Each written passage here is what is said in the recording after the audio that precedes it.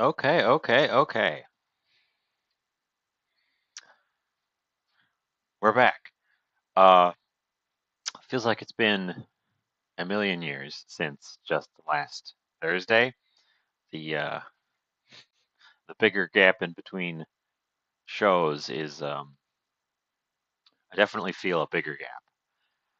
Uh, also, this weekend has just been busy for me.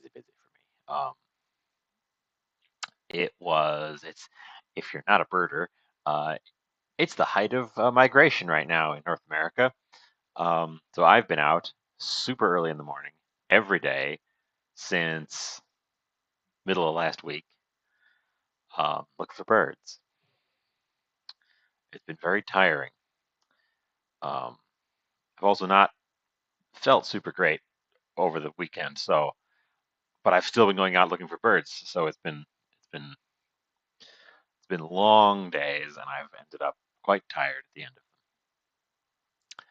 of them. Last week on Thursday, I was planning on doing gnocchi, and it was so hot that I was just like, I can't cook anything that requires heat. No boiling, no baking, no frying, no nothing.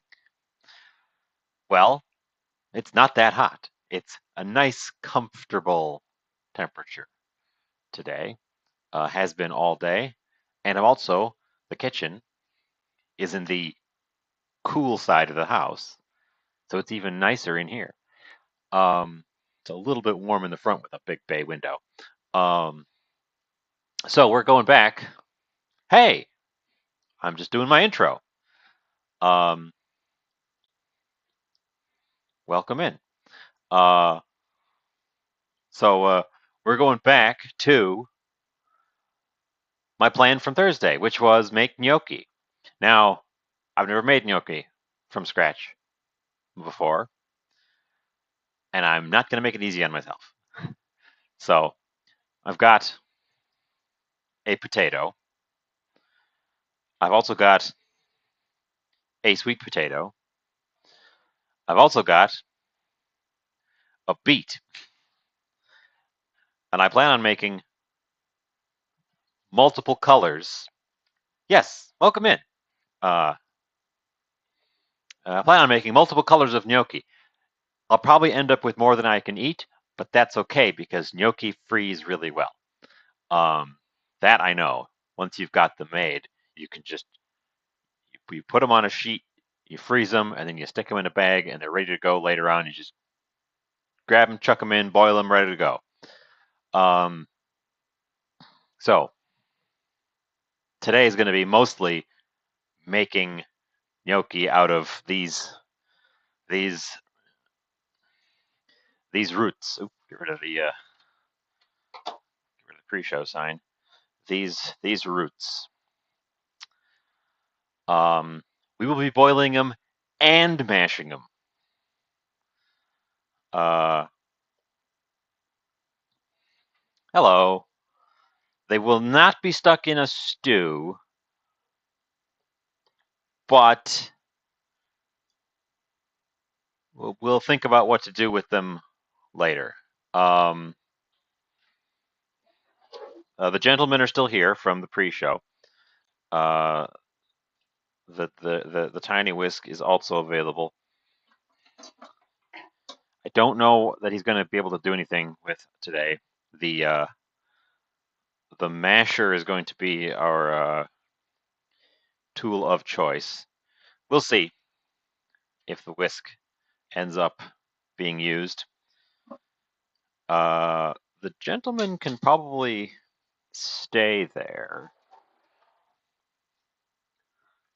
Let's get back to the fruit fly. That's not a good sign. Um, so I know how to boil a potato. That part's easy. And then you make it into mashed potato, and then you add egg and flour, and you make it into a dough, and then it turns into lovely little gnocchi pillows. I've never done that to a beet. I don't know how it'll act differently. I know they're not they're both a hard root, but they're clearly not the same. So I guess I'm not sure what's going to happen. Sweet potato also, I've cooked sweet potato a number of times. I've never boiled it and mashed it. Um, Although I've gotten closer to doing that. So yeah, I also would like the red from the beet not to bleed into the other guys. The plan at the moment is I've got a bunch of extra. I've I've got extra beets in case I need them. I've got a whole bag of potatoes because you buy bags of potatoes. Um, I've only got the one sweet potato. Uh, I think my plan is because this will just make regular white gnocchi. I think I have to add some potato to my beet in order to make the dough because beets aren't as starchy, they're more sugary. Um, but the sweet potato should be able to just be by itself. Um, I picked up some semolina flour, which I don't know if I should use semolina or just regular all purpose flour. I've seen both suggested. Here's semolina, there's Bob. Uh, I might just want to save this stuff for something fancier down the line is the thing. Um, so I'm going to start by, since I don't want the red to bleed into any of the rest of these, I think you're going to have to go last. So I'm going to start by boiling a potato,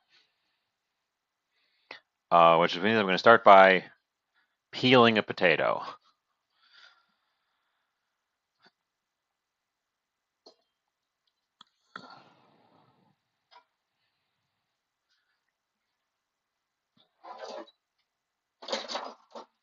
Peeler. I'm going to get out my plastic cutting board because I think it's less likely to stain.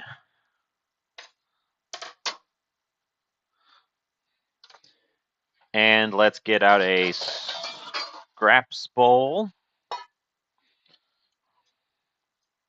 And then, yeah, take the skin off a potato.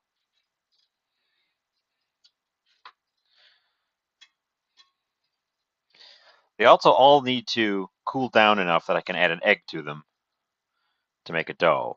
So there's going to be a bit of a process here. So I feel okay doing them all separately. I'm probably going to have to get out 3 pots. I don't think I can afford to wait in between each one.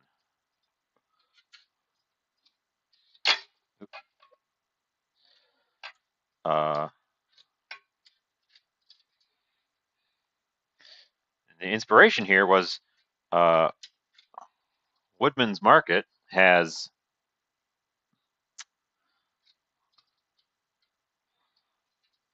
beets for 39 cents a pound.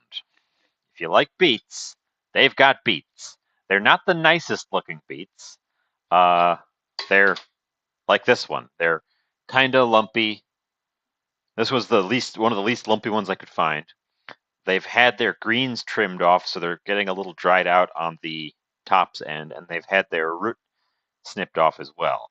Um, and they're a little banged up. So I don't know where they came from. They're not going to make for a nice, perfect, picturesque uh, beet, but they sure are cheap. Uh, Given that you just looked that up, I'm going to get out a second regular potato that's about the same size as my beet.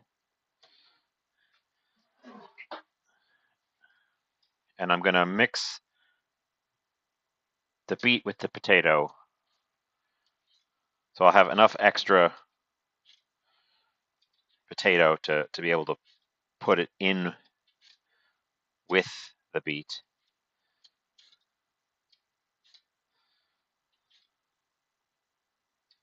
Now beets are pretty. What's this big gray? Huh. Beets are a pretty divisive flavor in my experience. I feel like this potato might have a bad spot through the middle because that gray mark also shows up there. Cut it in half and see. Beets are pretty divisive flavor, but I quite like them. Um, I like that earthy flavor. Um, I they're often too expensive, so you got to get them. I think you got to get them when they're seasonal. Let's see what the inside of this potato looks like. No, it's just on the surface. It's fine. I'll just take that little spot off of there and off of there. Oh, that one does go a little bit deeper. Yeah.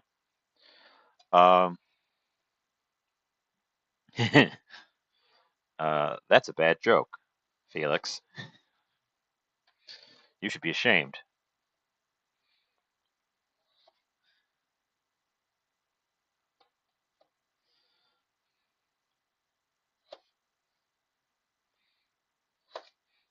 But I was talking about beets. I made one time, and I could try to make this again. I don't know that it would be a good show because it's just a lot of waiting. Um, I made a salt crusted beet, um, which is it's like making a dough out of salt, and then you pack that around. You can salt crust lots of things. Salt crust cooking is like a fancy way of cooking stuff. Um,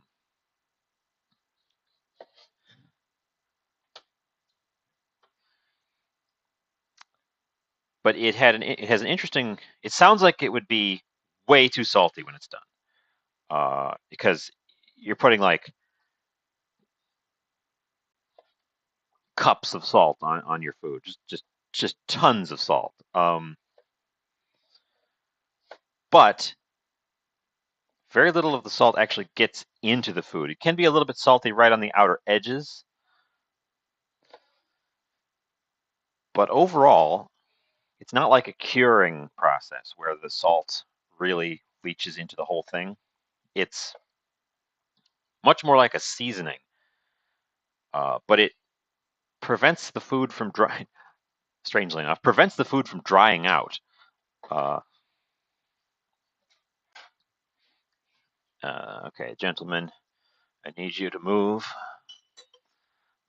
Uh, but when I did it with a beet, it also had the effect of leaching out a lot of that earthy flavor and left them quite sweet. Because beets have a lot of sugar in them.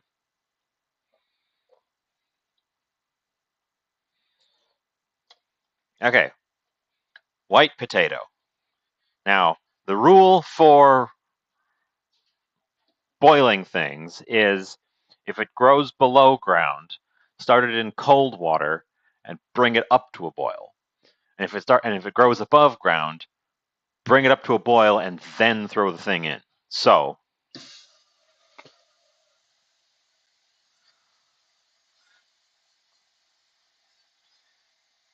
cold water in the pot. Let's put this. I'm going to be using all of our burners at some point. I'm going to start you in the back.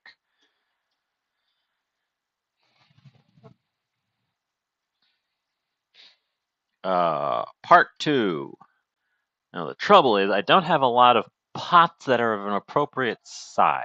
So the next pot's going to be this weird non-stick one. I don't know why you non-stick a pot this size, but I got it for free. This was one of the most poorly thought out things. The most poorly thought out one I have is the non-stick large stock pot because that one's just crazy. You'd never do anything in it that would need a nonstick. Um, so that's going to be, we're going to do our sweet potato second because it's the next largest one and also the next color one. I'm probably going to leave the tips on while I peel it and then snip them off with the knife. Sweet potato, I adore. This stuff is great. And here in America, we have a bad habit of, especially around Thanksgiving, smothering it in sugar and sugary things and extra sweet. And it just ruins it. It's got plenty of sugar in it already. Savory preparations of sweet potato are where it's at.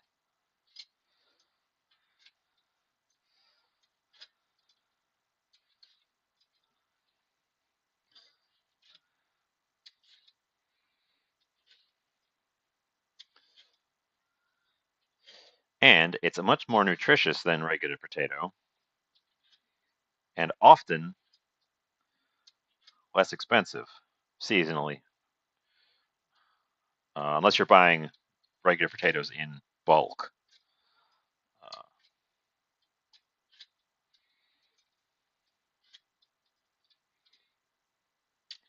that bright orange color that it's got is all nutrition.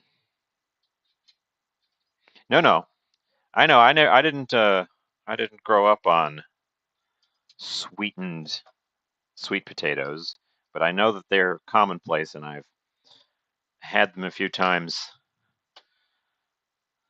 in my life, and I just don't like them.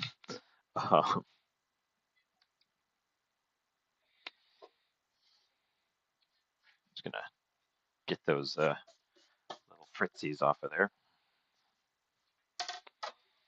Okay, I'm gonna take the tips off because they're a little bit dried out.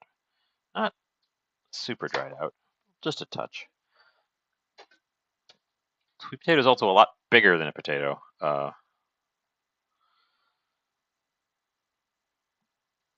Cut this way first. It'll be easier to split it.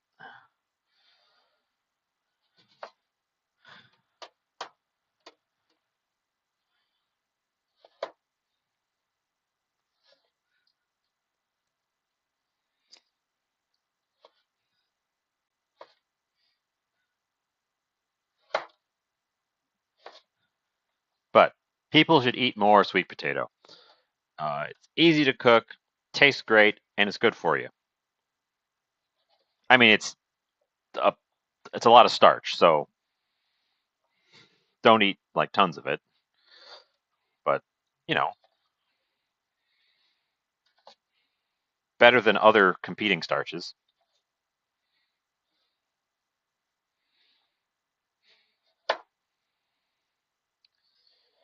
It's one of your servings of brightly colored vegetable. Well, I probably wouldn't even call it a vegetable because it's very starchy.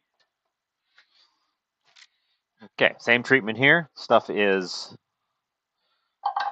underground, so in the pot it goes.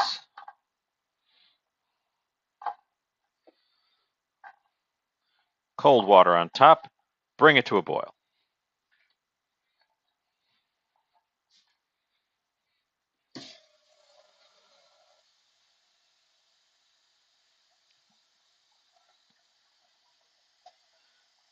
Now, potatoes don't have a ton of extra nutrients in them. Interestingly, if you look on my stove cam, sweet potato cubes float, kinda. Regular potatoes all sink to the bottom.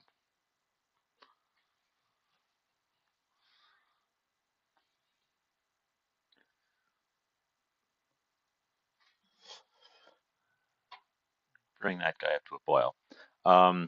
Boiling is going to leach some of the nutrients out just because that's what it does. Regular potatoes don't have a lot of stuff to lose, Sweet potatoes, we'll lose up some of the substance. I don't have to cut the beet. Well, that was my next question. Was I've never boiled a beet before. Um, I usually roast beets. Roasting would get me there. I could have roasted these guys. Looks like there's some oil on my burner because it's smoking. Uh, I could have roasted all of this, but then it would have been quite a bit of sitting around staring at it while it roasts. How do you suggest I deal with the beet? Should I peel it, or should I just chuck it in whole and boil it as is? Because I've never done a beet. I do kind of want to take this gnarly top off. But yeah, feel free to chime in.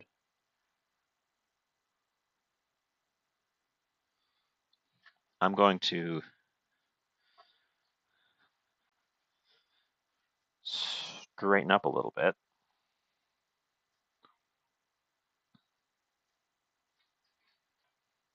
I do need another pot.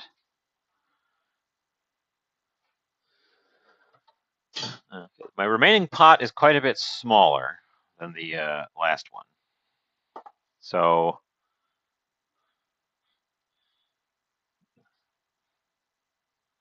this might be more of a braise than a boil, just because of the size of the pot. Okay, well, I will take your word for it. This is a part of the fun.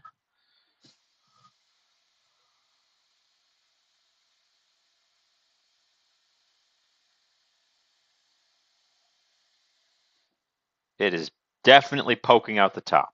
Is that going to be a problem? Put that there. My regular potato, has come up to a boil. Let's go over to the stove. We're poking out the top of this pot for sure. That pot's not large enough. Um, I have no alternative.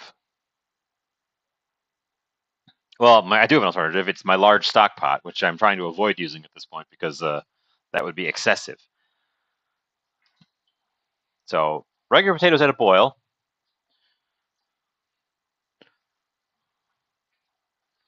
Sweet potato is moving around a little bit, and this is still cold. Um, and then we're keeping an eye on. At this point, we're just keeping an eye on them.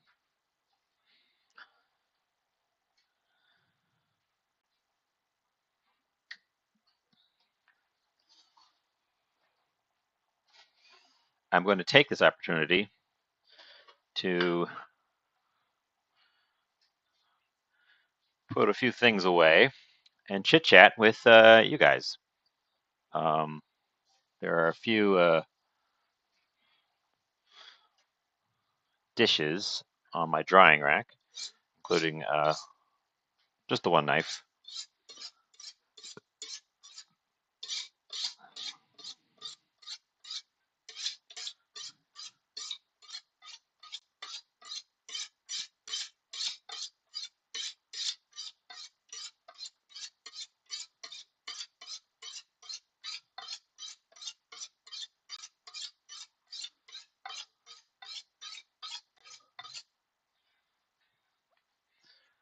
The other ingredients in gnocchi are egg, raw egg, and flour. And I've got two options for flour. I already showed off my bag of semolina. Otherwise, I just got regular all-purpose flour, which I think I was going to use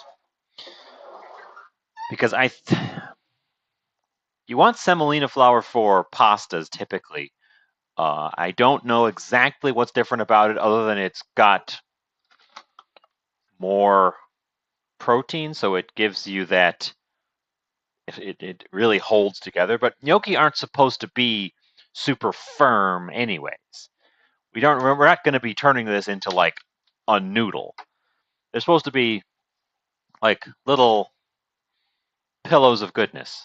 Um, So I think the all-purpose flour should probably be fine. And in fact, I think I want to hold back on aggressively kneading the dough because I don't want them to become too chewy.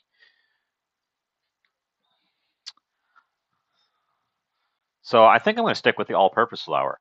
Um, and it's a pasta dish, so it's one of those things where the amount of flour is not fixed. It's add flour until it reaches the right consistency. And since I've never made gnocchi before, I don't actually know what the right consistency is. Um, so we'll be guessing a little bit. And then I have to think about sauces and toppings as well. Since turning this into a dish, I'm not just making the gnocchi for kicks. Um,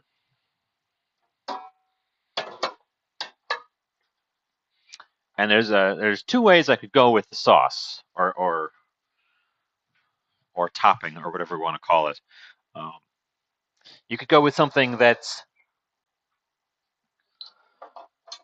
like a thick, smooth sauce that will coat the gnocchis, or something chunky with big pieces that are nearly the size of the gnocchi, so that you can like you eat it with a fork and get big chunks in your bites.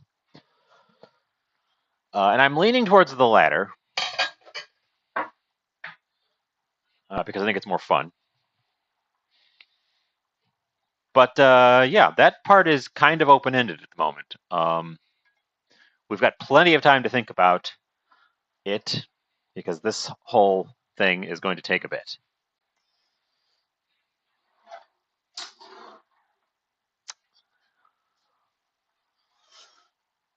I used my cheese board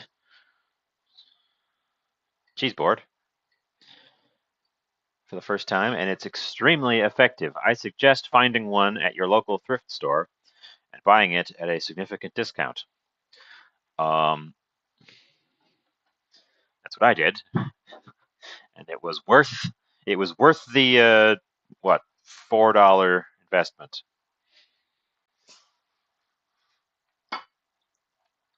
But I don't have a place to put it. It's one of those slightly awkward things. Um,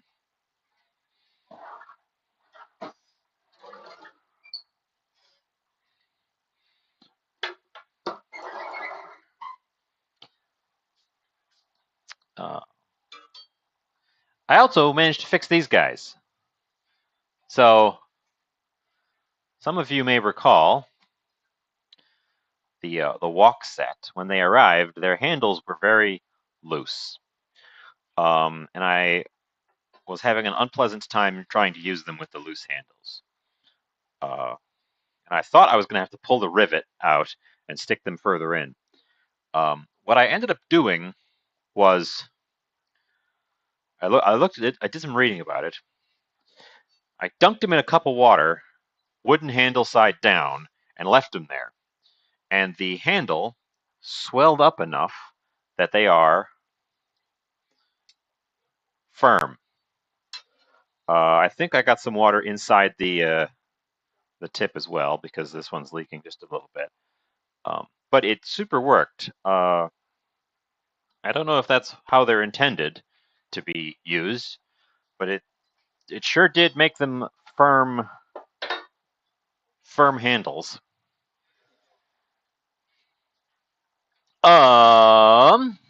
Those things have been boiling for a hot minute. I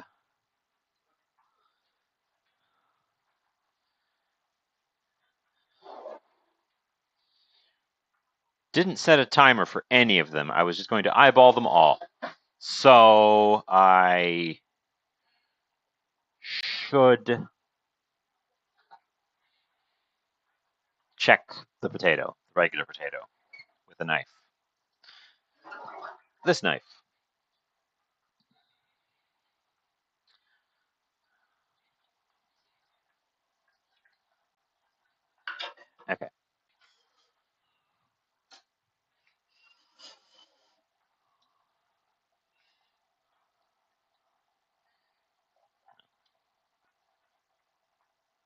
Uh,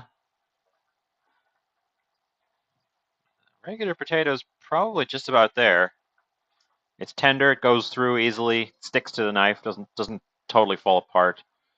Um, I'm going to turn the heat off on that one. Let the bubbles stop, and then I'm going to spoon them out while I select a mashing dish.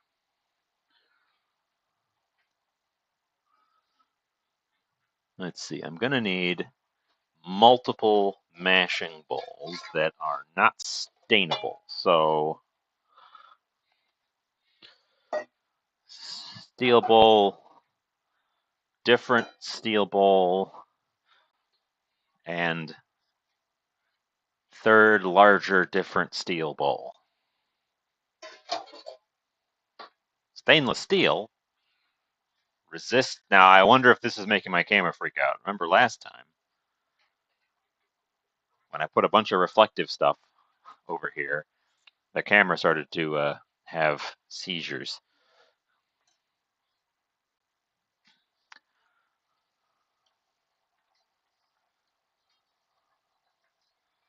Okay.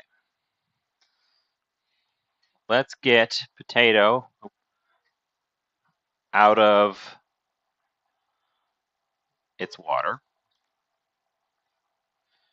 And then I'm going to check on the sweet potato before I do anything else, just in case it needs it as well.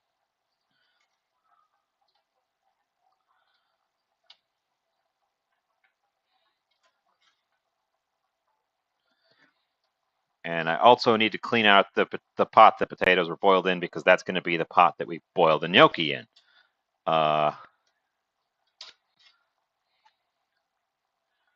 Which is the other reason I made sure to use that one first. That's all of them. There they are. Before we start mashing them, let's grab a sweet potato cube and give it a poke. They feel a little bit firm still to me, which is okay because they went a little bit afterwards.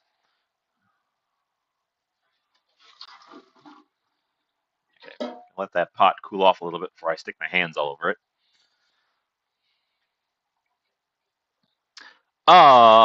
Masher. I had the masher out and then I put it away. There it is. Let's get mashing. Yeah, that's a good consistency. That's what I was looking for. Now, I think you're supposed to use a ricer for this. I don't have a ricer.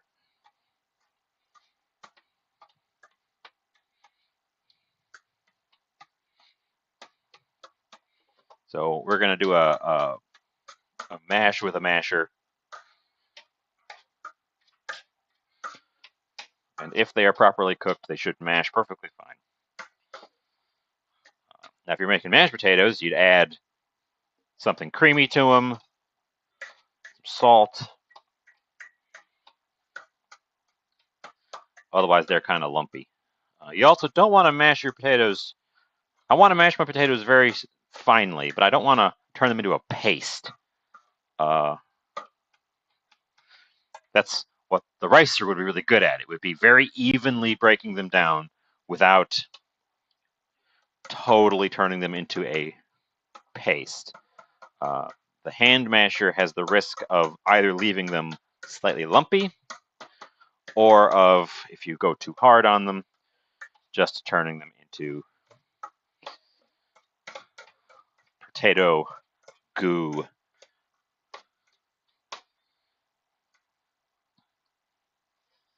But that looks okay to me. They need to cool off, or they will scramble the egg when I try to throw it in there. So I also need to separate this partly because some of it has to join the beet in the beet bowl. So I'm going to set it aside on my side table.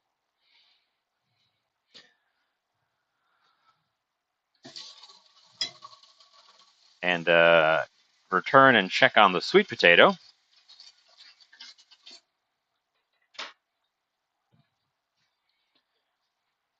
return to our sweet potato bowl, pull one out, pull a big chunky one out. That guy right there is the one I'm looking for. And stab him. Very soft. Same deal, off. If you'll know, I don't know if you can quite see it, the beet has turned its water red. I'm going to flip it. The beet water is very red. Our efforts to not bleed all over the place are in vain.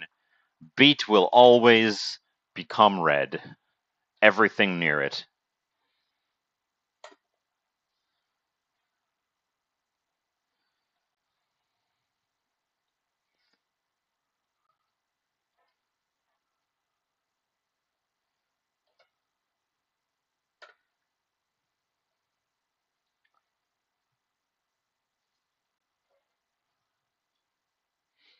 On the plus side, if I cut myself and start bleeding, I can hide it.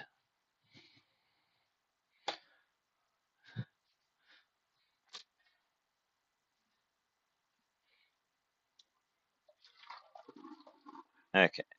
Sweet potato water was rather orange as well, so we did lose some of our orange nutrient goodness in the process, unfortunately.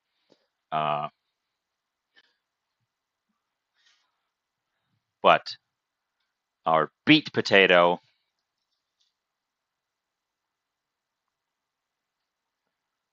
definitely needs more time.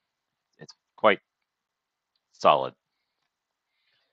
Tell you what, this is a good idea. I'll move it to the larger burner to give it a more vigorous boil. Turn that guy off. We'll get back to the countertop. You can watch the glowing coil slowly stop glowing, and we will mash our sweet potato.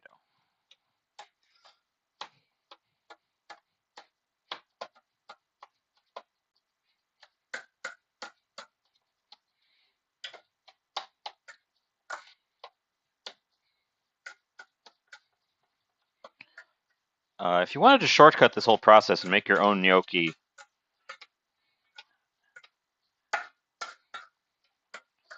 I imagine that this would work well with instant mashed potato. Down to a 9. Because they're already smooth and mashed up, and they've got kind of a weird texture if you're just trying to eat them as mashed potato.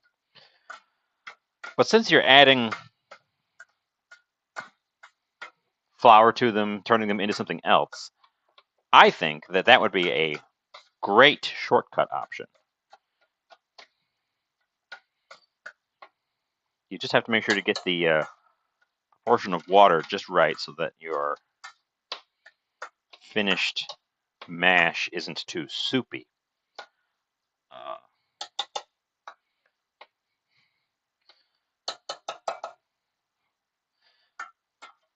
That'd be fun, I think.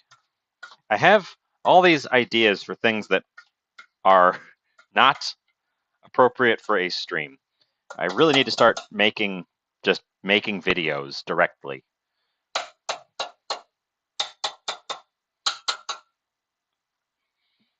Sweet potato kind of has little fibers in it, so it mashes a little bit differently than white potato. We're going to put it over next to the white potato to cool as well. Get it spread out a little bit. Surface area is key for cooling. And we'll rinse our masher off one more time, because it's going to be called into service for the beet whenever the beet is done.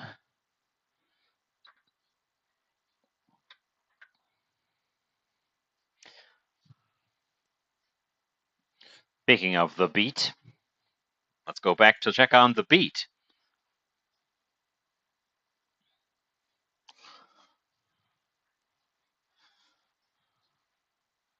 I'm almost tempted to transfer it into the larger pot with its own boiling water, and then bring the quantity of water up so that it will.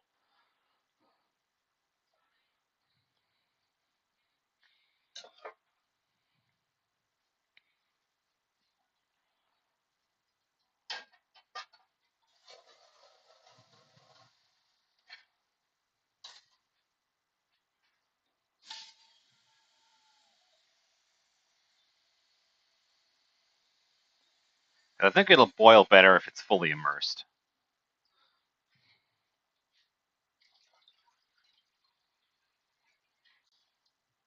Yeah. So that's going to have to come back up to a full boil.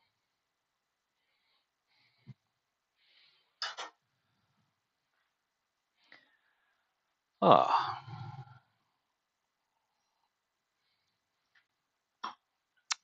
So I have, I believe, in the ongoing annals of me battling bugs. Yeah, that might be too much. I might have put too much in. It's likely to boil over. We'll see. Um, we'll see. In the annals of me fighting various bugs, the box elder bugs have been defeated. I think I've seen a total of one in the past month.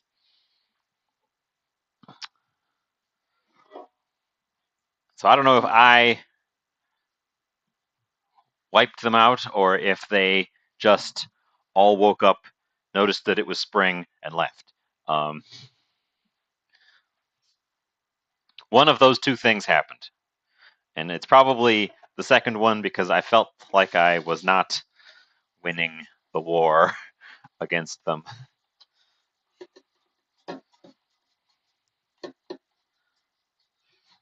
But they're gone, so that's nice. They never did anything. They just kind of walked around and occasionally flew into the side of my head. Uh, and tried to eat my potted herbs in the front window, which are now outside, uh, enjoying the nice weather along with the bugs.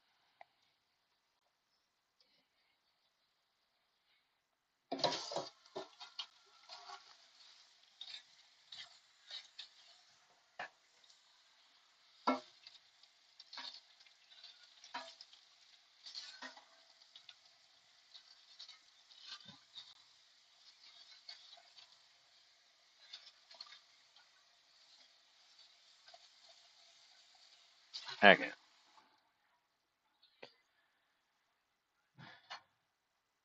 The big pot is cleaned for later.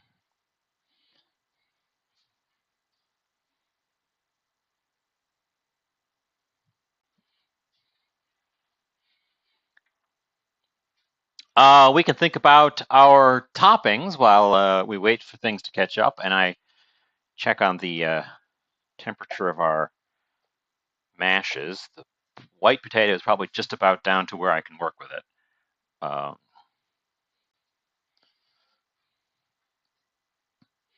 So I've got, I should probably look at them before I propose this as an idea. Um,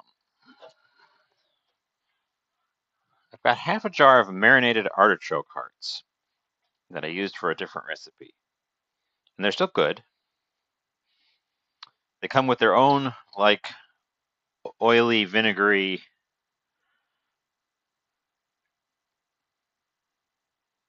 marinade. Um, which I could use as the base for a sauce, or drain it off and just use the artichoke hearts along with other ingredients. I like the idea of having chunky.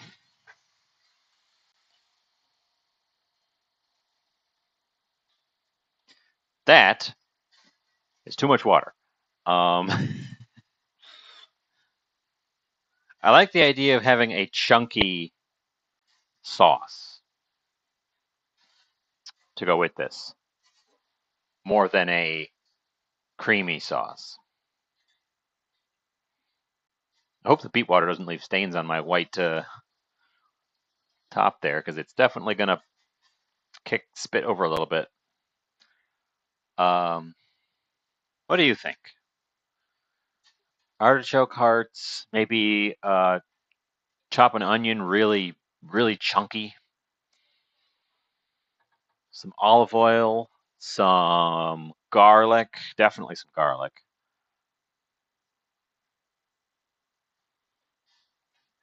We could do big chunks of garlic even, like like like a garlic dice instead of mashed up or grated. I've also got a little bit of oregano and a little bit of basil left from my dried spices from last year. Well, that reminds me. I found that spice from the end of I saw it in the fall, like one left over at the greenhouse in the fall last year. I was like, I'll look for that in the spring because I don't really want to plant something right now. Cuban oregano, which is not related to Italian oregano, but has a similar flavor. I could try a pesto. My my basil's all dried, and I've only got that much of it. And my new basil for this season hasn't come in yet. So if I use it all up, I will have no basil. Um,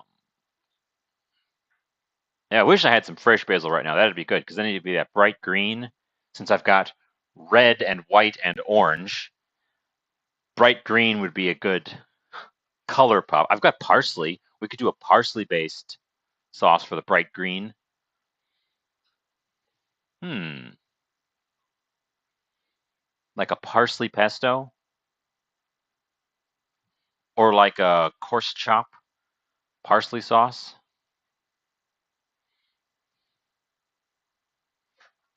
Okay, okay. Ideas are cooking. I also need to check on this beet. The beet is whole, so it's going to take longer to cook through. I need to stabilize it with the spoon.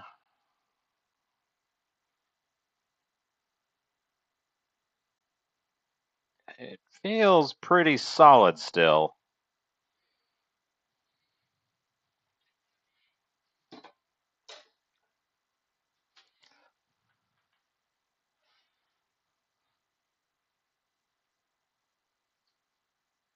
Okay, okay.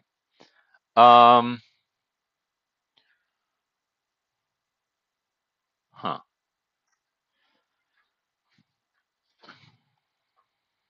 So I've got parsley, I've got Parmesan. If we're making a pesto, I don't have any nutty component for it. That would be the thing I would be missing, because I don't have a nutty component. It would end up being more of an herb sauce.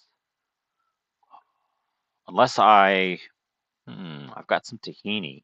I've got some tahini. A little bit of tahini, just a smidge, could give us that nutty component that kind of pull the sauce together. Tahini can really take over if I had too much of it, though, so I gotta be really careful with it. I don't know how long the beet is supposed to boil for. It seemed too firm at that last poke.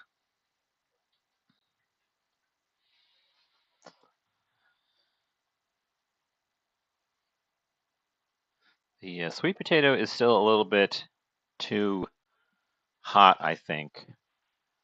Um, the white potato is cool enough to work with, but I wanted to reserve part of it for the beet. So I guess I wanted to make the sweet potato first. An hour? Well, I should have cut it up then.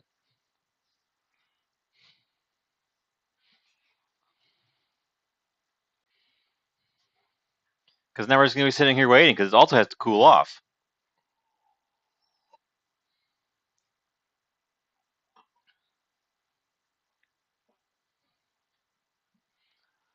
Um,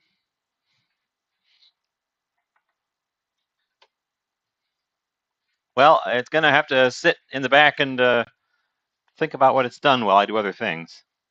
If that was going to be like. Oops. This is our sweet potato. It's cool to the touch. I think I can work with it.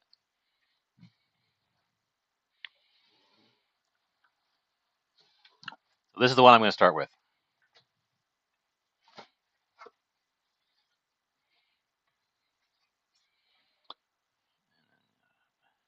Again, have I never done this before?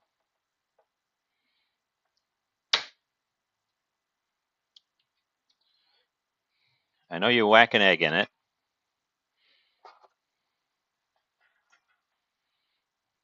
I should wash my hands before I dive in there. Uh,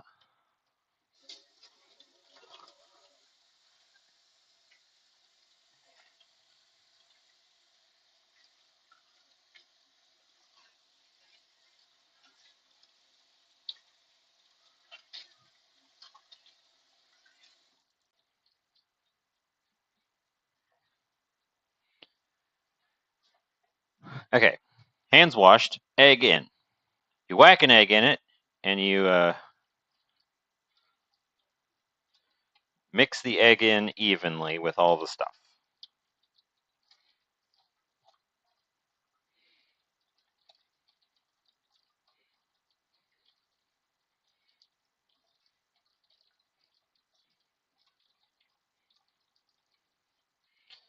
Until you can't see no egg.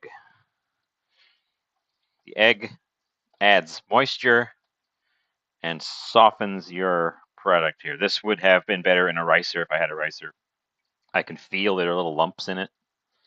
I don't know how to get rid of those without like passing it through a sieve at this point. I could pass it through a sieve. What do you think?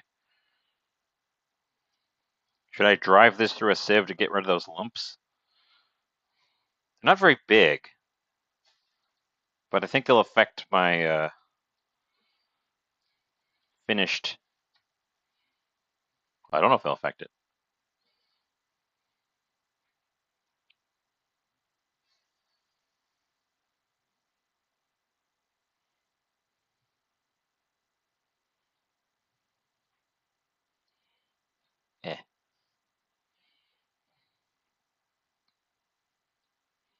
Eh, no.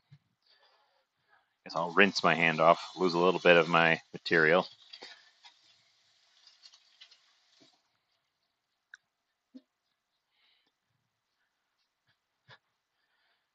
Okay. Empty bowl to the side. Gonna get the flour tower. Here's the flour tower. Here, I'll show you the. This is what I keep my flour in. It's a flour tower. Oop. Now I'm uncertain of the amount I need. I don't want to overshoot because you can't take it back out. I feel like it's probably going to be around a cup, but I'm going to add a half cup and work it in.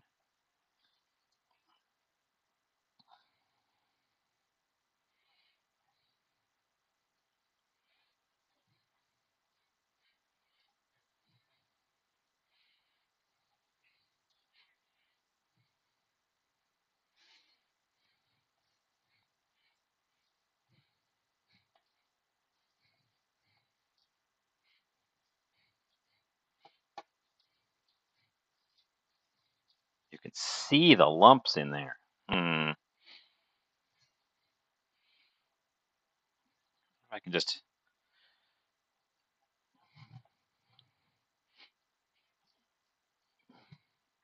mash them out.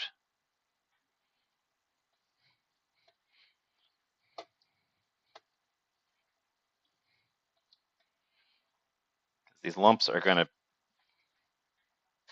throw off my finished product, I think.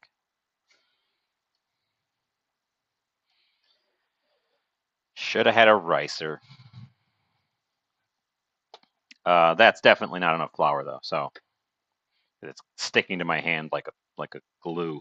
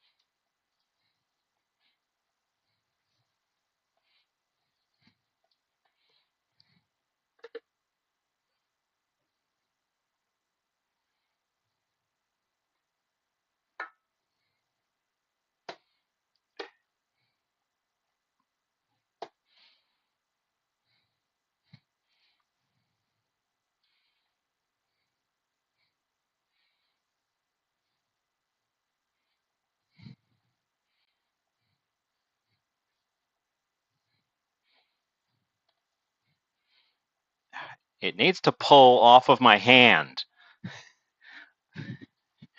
We're having the problem where it's just glued to my hand, and it needs to pull off of my hand so that that part can incorporate as well.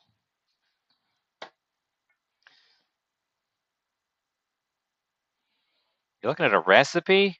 Boring.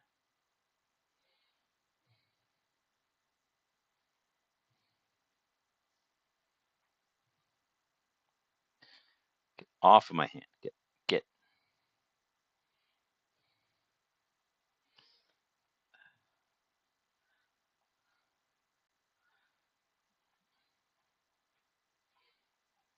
It still seems too sticky. But there's also a lot of unincorporated flour in the pot right now. I just couldn't get to because my hand formed a giant mitten of potato dough.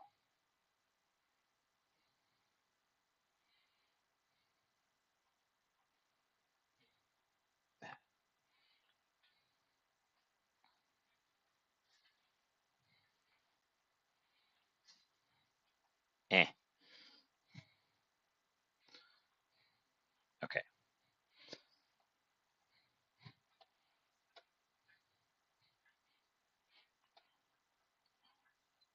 Come on. Incorporate without gluing to my hand, please.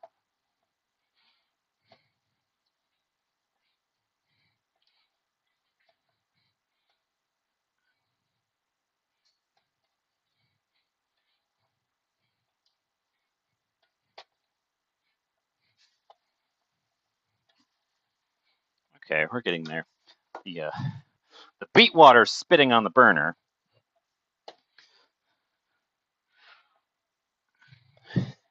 Keeps startling me because it spits and goes. Psst.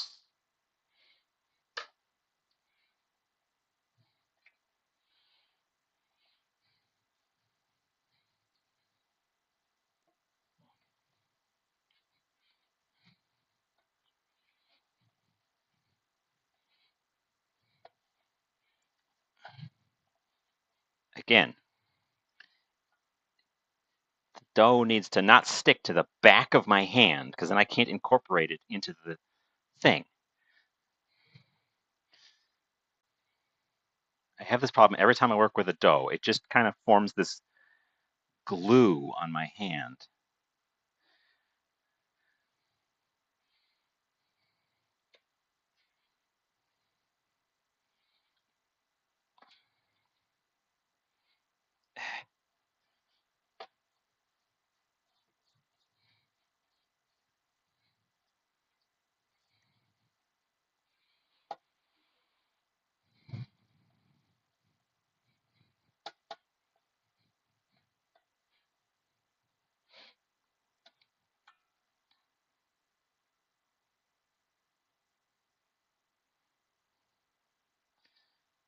It's clearly much too sticky. I can't roll it out like this because it'll just stick to the worktop. So more flour.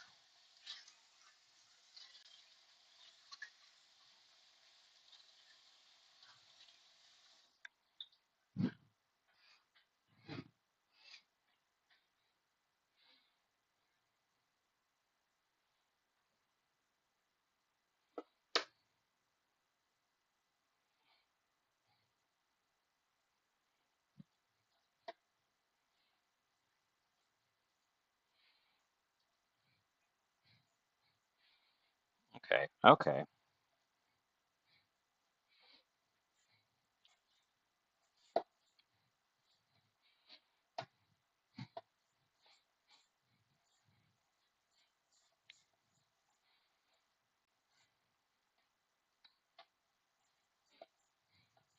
Okay. That feels like a ball. And look, there's some extra on the bottom there that's not incorporating. That's probably a good sign.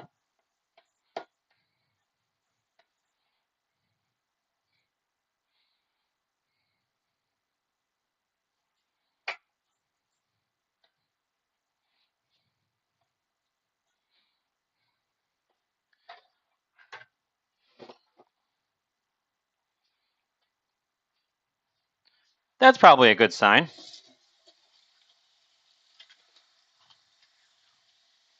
So that was well more than a cup of. That was well more than a cup of flour. Uh, Now I need it to be smooth.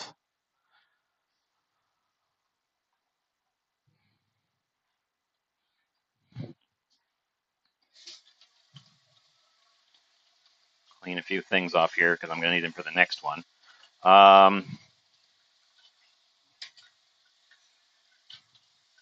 So once it had the right amount of flour in it, it quickly did this. So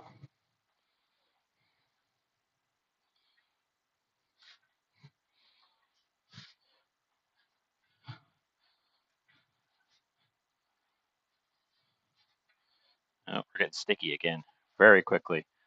Flour that. Flour my hands. Okay.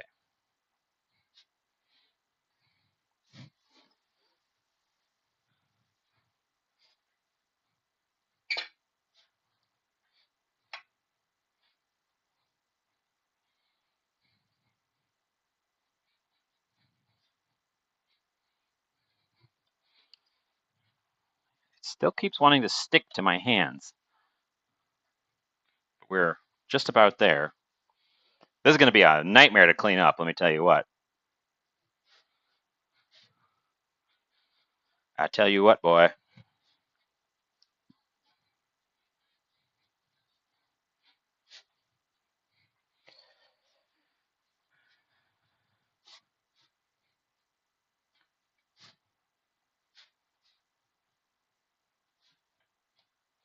But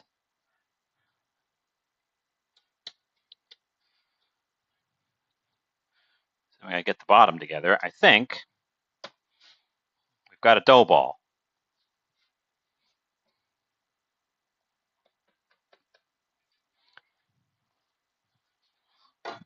Glad I didn't use the semolina for this because I needed way more than I thought I would.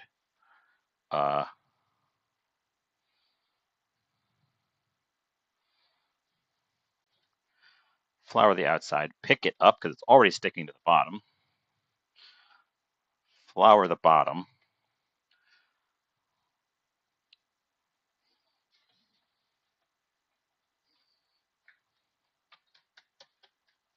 Dough ball. That worked. Get these bits off my hand. So once you got the right amount of flour, it actually just comes together. So that's good to know. This is going to make way more than I need for today.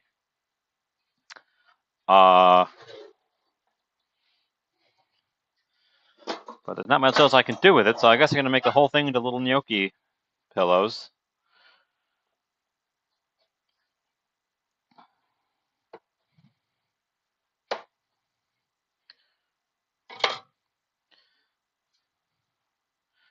Cut it up, grab one of these guys, turn him into a little ball.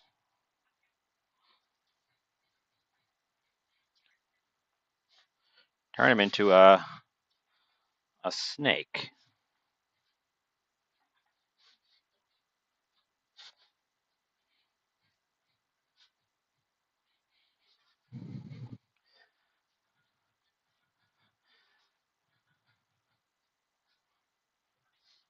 My cutting board's not quite big enough for this.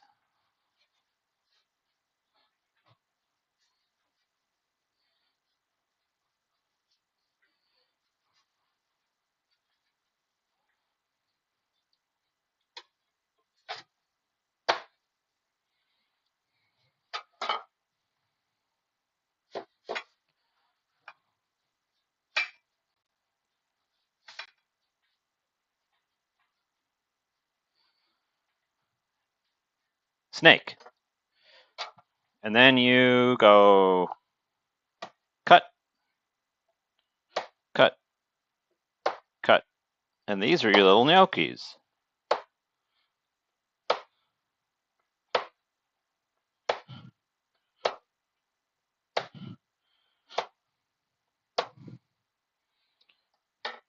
And then to make them look like the professional ones, you're supposed to take a fork and roll it across a fork.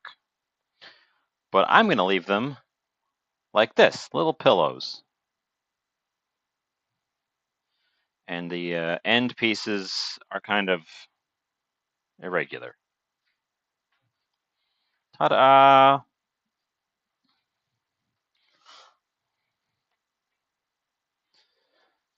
Let's grab a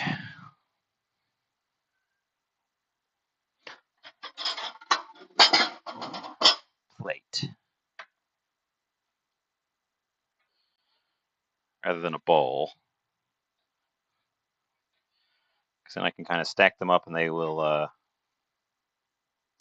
maintain their little pillow shapes a little bit better.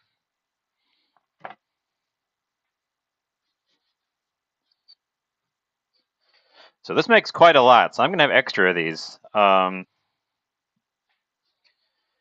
For those of you who live nearby, I may end up showing up with a bag of frozen gnocchis and dropping them off.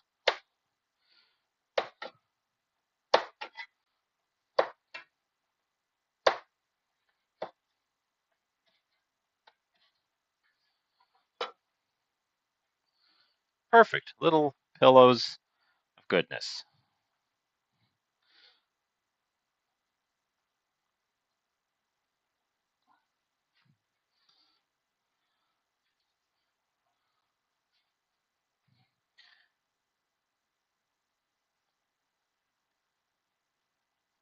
As long as the floured surfaces touch each other, I think they should be fine. It's only the cut edges that are sticky. Learning from that last one, I need to take each one of these in half again. And some flour.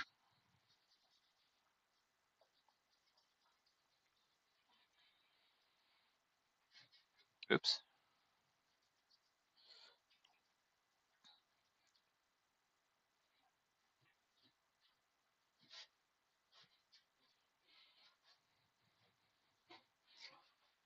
So after all this, I'm definitely going to do something simple for the sauce, because this is going to be a lot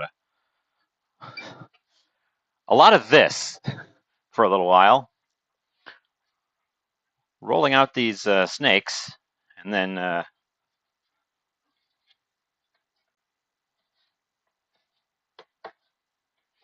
cutting them into little pillows.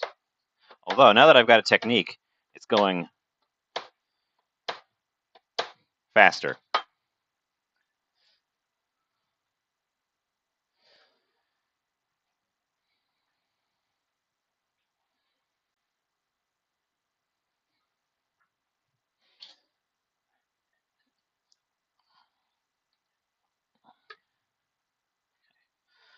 But flour.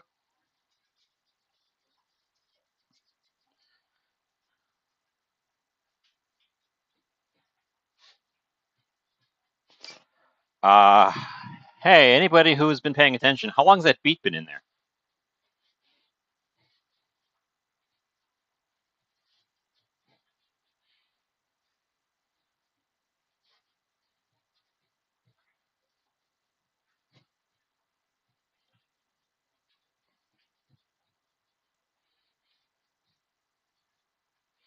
I should be blunting the ends of the little snakes.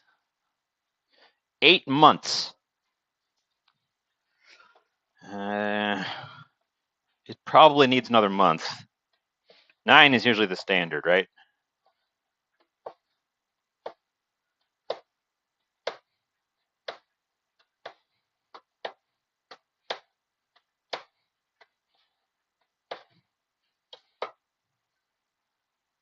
My pillows are becoming a little irregular as I go faster.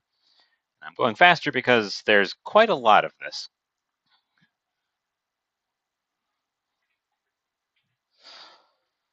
I'm going to have to figure out how to make extra sheets. Well, I didn't want to just go stab it because my hands are all covered in stiff, but I suppose I can just...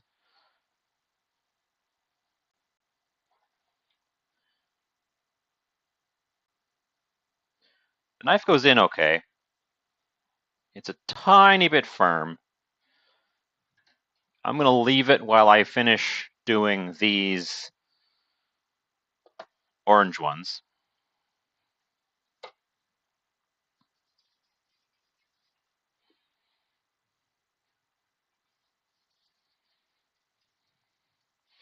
Boy, I'm going to have to make sure to vacuum in here after all this. Otherwise, I'll get ants from the flour. Losing little bits of it every time I fling my gnocchi around.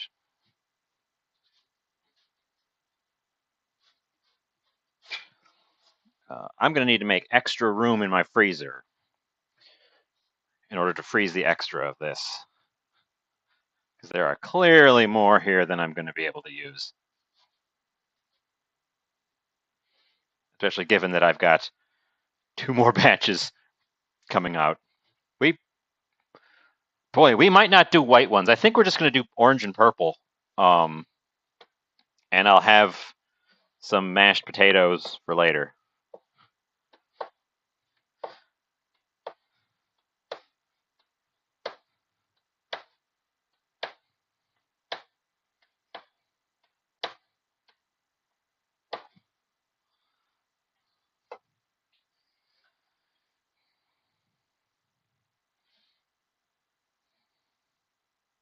Oop, I didn't flour that one quite as much.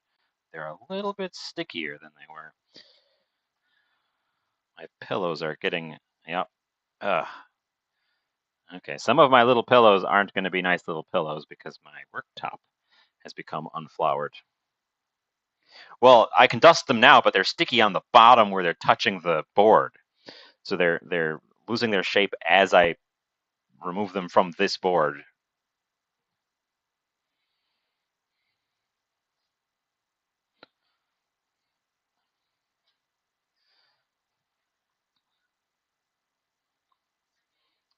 So some of them have been deformed by the board.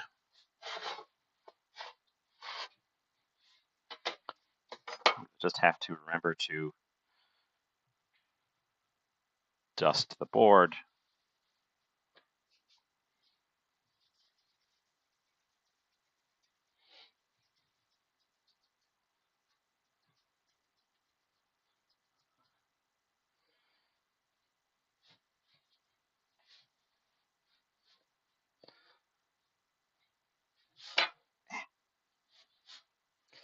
wish my board was stuck to the table.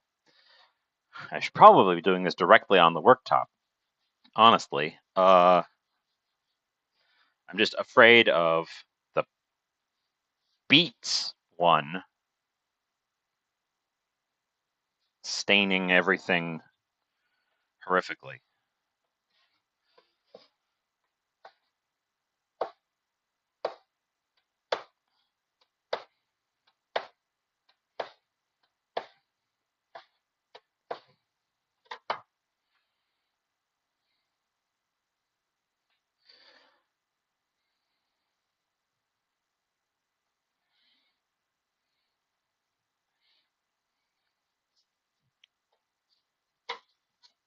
Because we're still going. We still got more of these. I'm definitely going to skip the white ones at this point. There's just a bit more than I had bargained for here.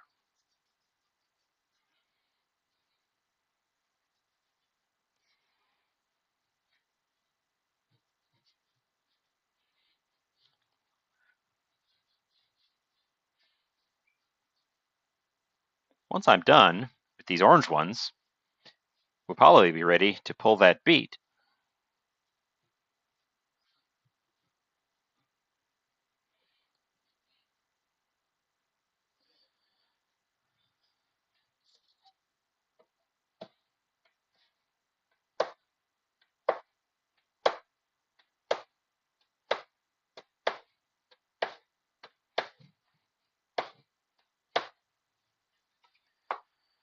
Yep, the beet has to cool.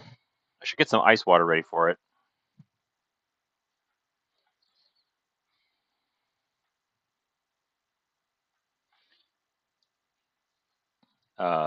These later ones that I've got the well-floured surface are actually much easier to work with, just in general. So that should have been doing that from the start as well. It's all a learning process.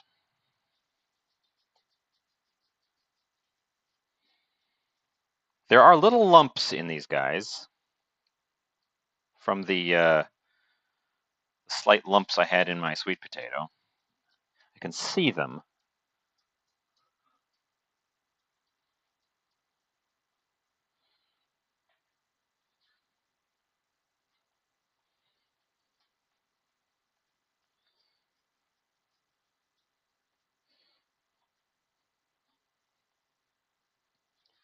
But they don't seem to be very prominent now that there's all that flour in there.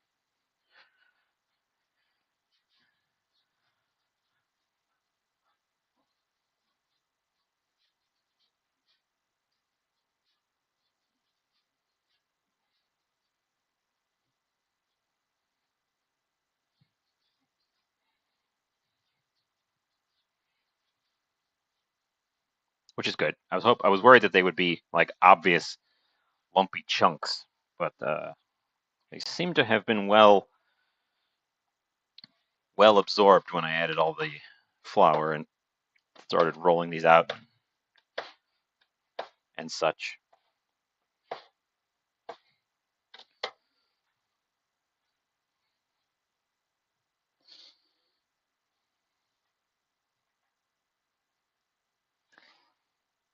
Okay, that made that many.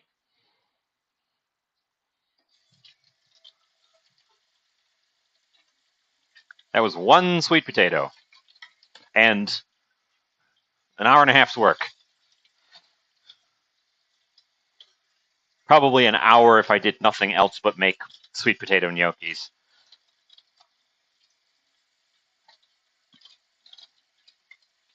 Honestly, not that bad.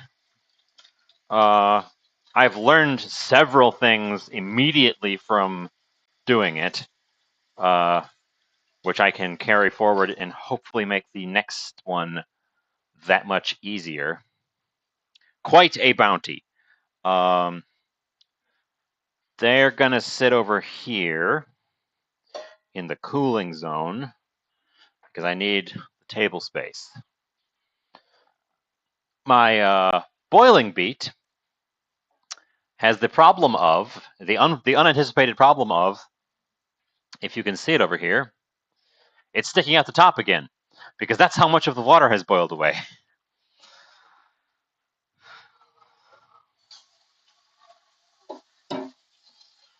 I'm going to put cold water in the existing pot, or the pot that it was in previously.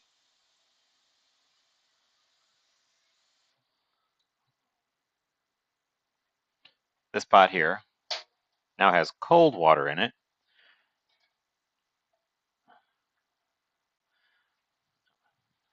Give this guy another stab.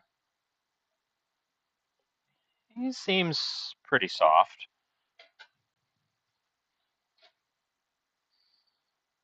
Get him in the cold water.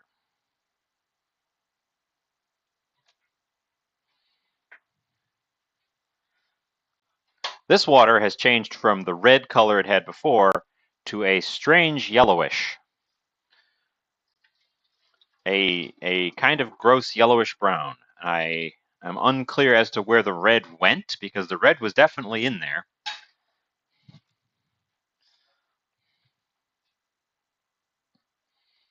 Well, if we were going to microwave it, we could have microwaved it from the start.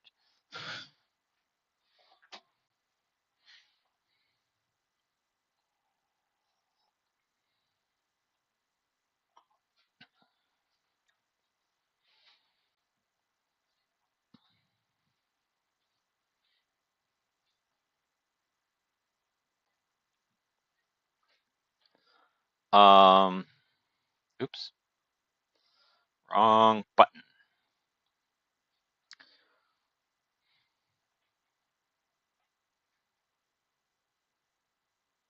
So,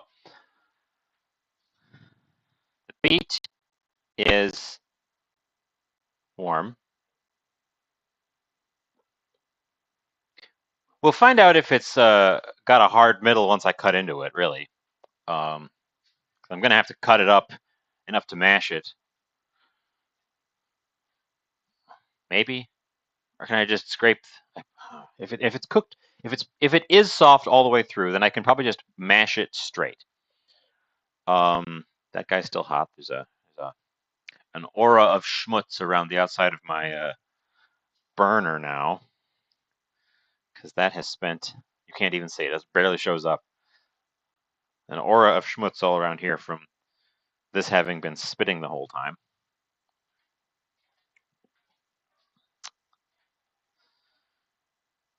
So the skin should just come off, right?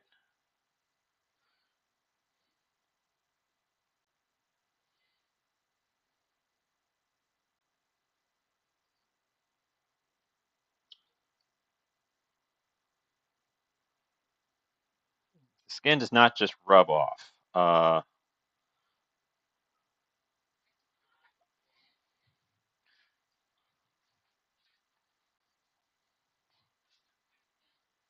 Paper towel. I can try a paper towel.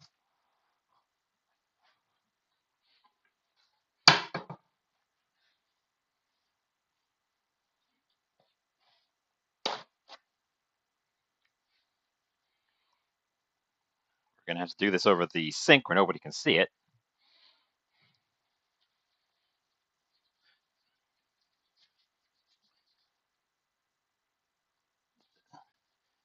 That's not doing anything.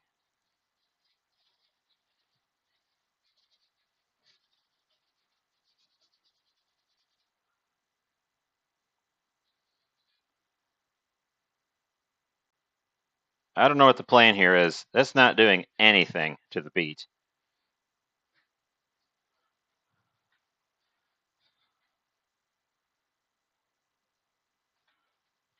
Beet, paper towel. Paper towel's now all wet. Here, I'll even get a dry one.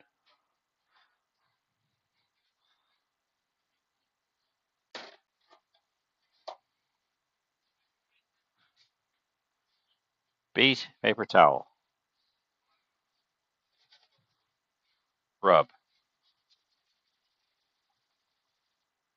Oh, you really gotta scrub it. You do really gotta scrub it to get it to even start. I think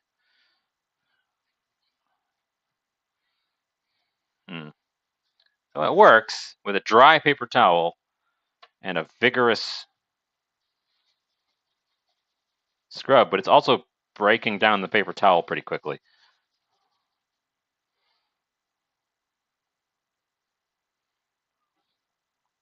I think I'm just going to use a peeler.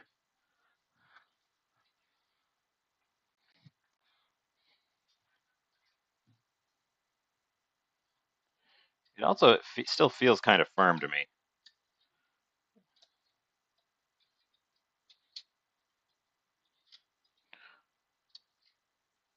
We'll see if we've got a mashable interior once we've got this skin off.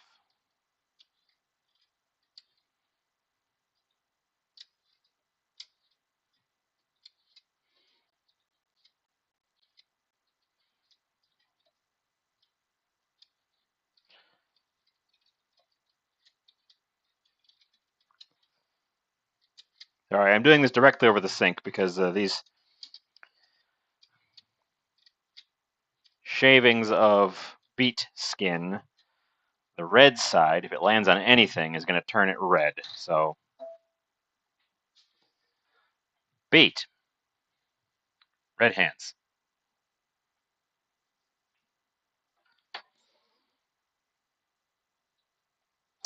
Oh, it still feels pretty hard. The knife went through it.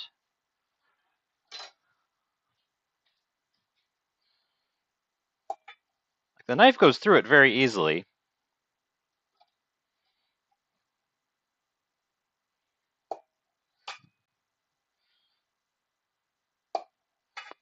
But it still has quite a firm texture to it. So let's cut it into chunks.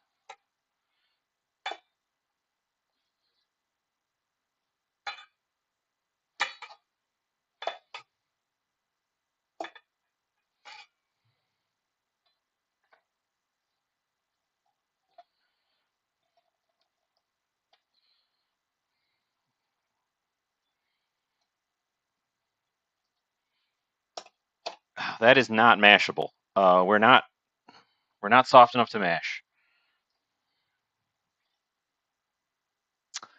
Uh,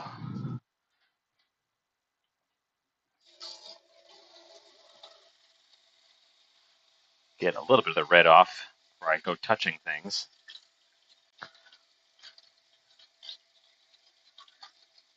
Okay.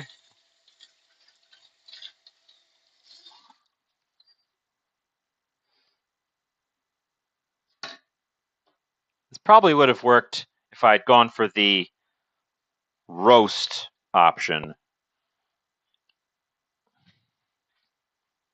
but it would have taken us another. Well, I mean, it would have taken us an hour, which is what it was taking us with the boil. So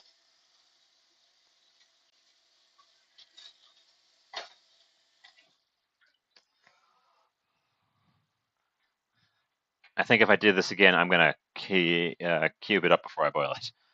That needs to go in a non-metallic bowl before I microwave it, or I will have a plasma fire on my hand.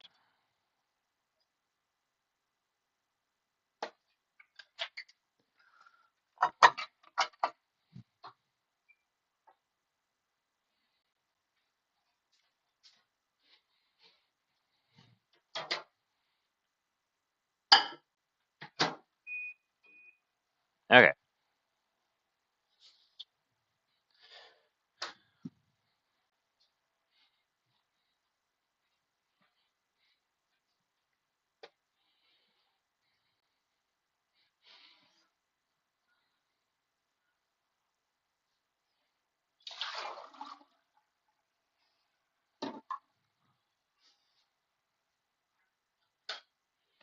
Let's start thinking about step 2. Step 2. We've only done one step. Well, we're not quite done with step 1 yet. So we're going to start thinking about step 2, which is finishing the dish.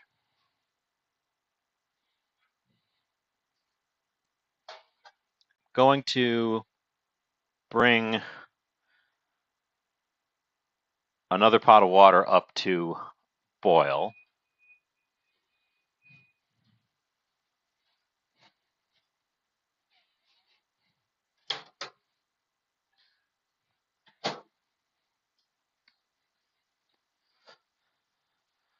Well, see, now I've got a whole cooked beet. What am I else going to do with it? It's already getting a little bit softer and hot. Hi, Cut. Well, the plan was to make multicolored gnocchi. That's what we're making today. Um, the sweet potato part worked great. The beet here is too hard to mash at the moment.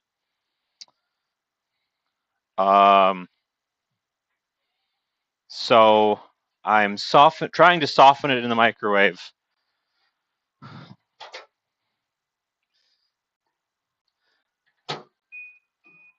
We tried boiling it whole to keep the bleeding out of the color to a minimum. But it was taking a very long time to cook, and it is still kind of hard. We have done the orange color, which I have quite an abundance of. We're going to be freezing a good portion of these guys. And I could make just plain white. I was going to make 3 colors, and then it was taking longer than I was expecting, and also producing more than I was expecting. So then I was like, maybe I'll just make orange and purple. Instead of making all 3 colors. I could still make the white ones. There's plenty of mashed potato there. So that's what I've been working on.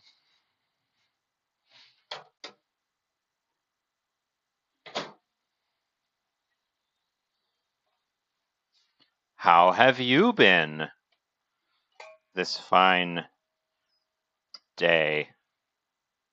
I wish I had a ricer.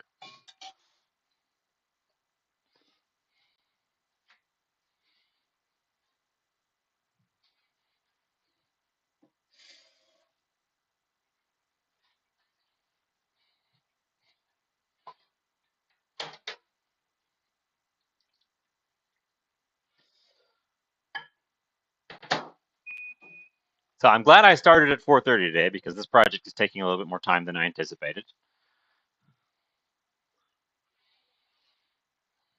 I don't have a camera in the microwave, so whenever I microwave something, I should turn this light off. So I'm not totally washed out. Whenever I go microwaving things, it's boring because it's in the other room by my camera station where nobody can see it. Beet juice. I like beets. I'm glad beets are on sale right now because I like beets. And usually I go looking for them. They're kind of more expensive than I'm willing to go for. But right now, they're extremely affordable for some reason.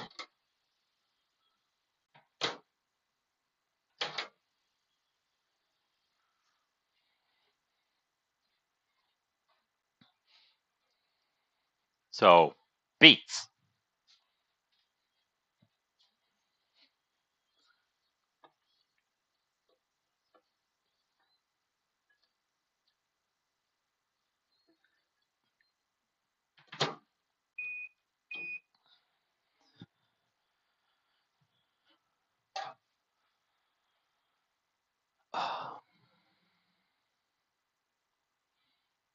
Yeah.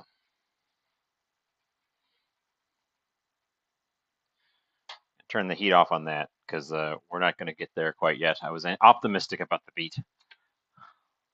I was a little bit overly optimistic about the beet.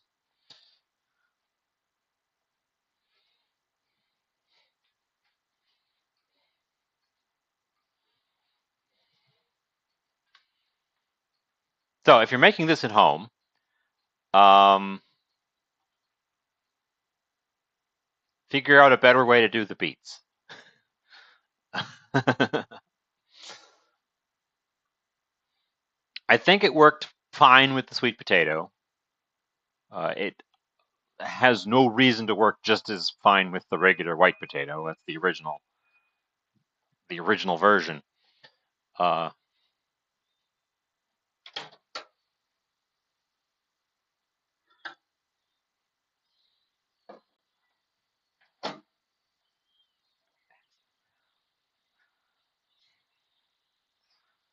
the beet, I put a little bit of water in there because they were getting kind of dry. They're still not mashable. Um,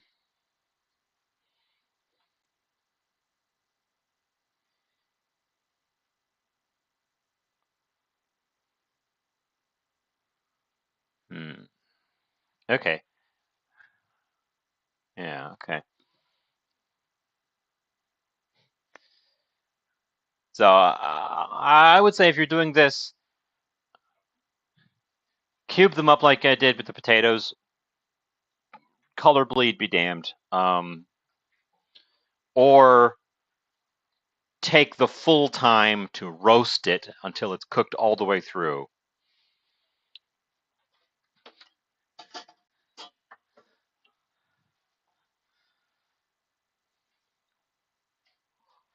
We are going to drain off that extra liquid that I put in there because I don't need extra bloody liquid.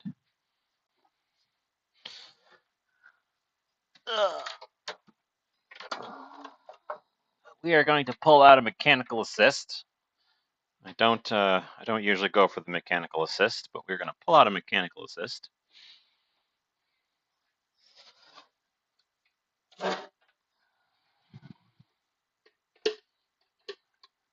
It's a come on. It's always on the wrong side of the.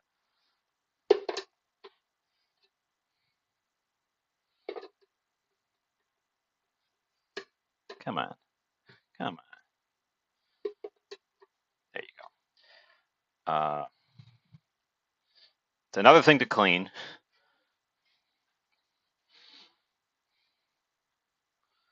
But I'll do this over the sink so I don't spill my beet juice everywhere.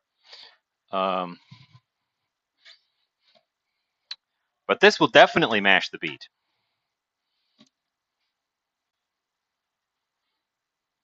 And it's cooked to the point where I can eat it. Not like it's undercooked beet. It's just not mash soft.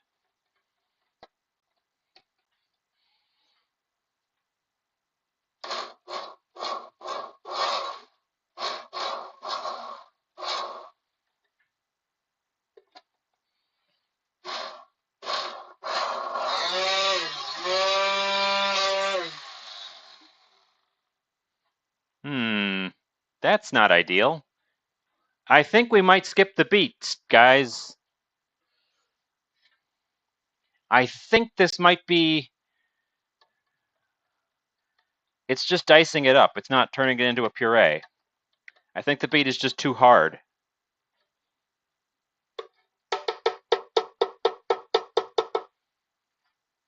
Unless I throw the egg in there to give it something to grab onto. I don't think this is going to actually mash my beet.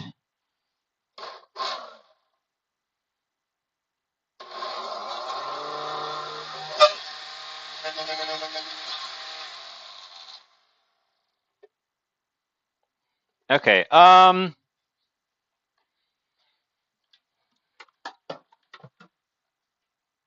I got flour everywhere because there's a little fan at the bottom of the blender that vents the motor that blew all the flour out the sides. Okay. Well, I guess I'm going to revisit the idea of beet gnocchi because I don't know how to turn this into that.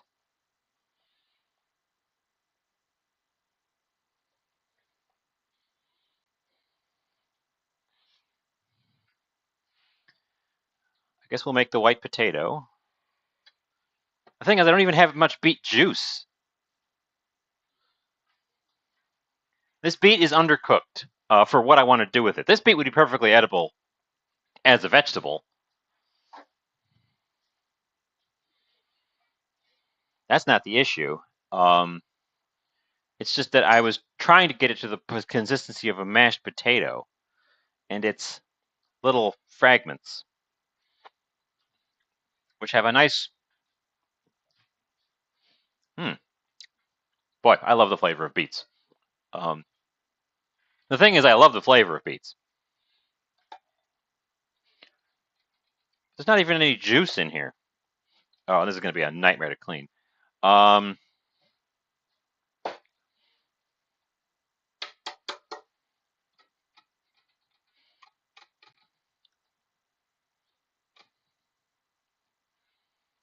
Okay, here's the plan.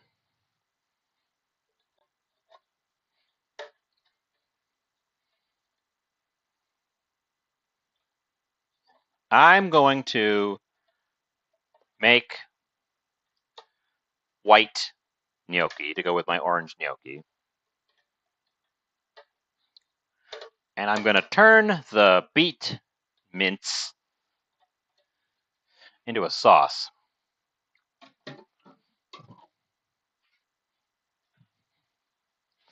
There's our beet mince. It's not super appetizing.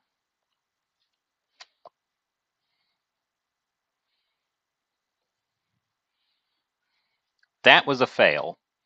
I will need to revisit this idea and give full attention to making sure that that beet is cooked to a mash consistency. My potato is perfect. White potato is, of course, the original gnocchi base.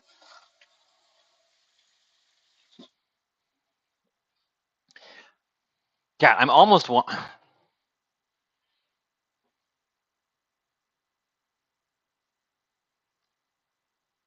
You know what? No, I'm not doing that. I'm not gonna give myself a big old headache trying to salvage half an idea. Because I've got this one. I've got so many of these. We're just gonna do one color. We're gonna do orange. We're just gonna do orange. I'm gonna save this for mashed potato or something. We'll just put it in a container. And I will What we have here is a situation of something I can come back to make another episode.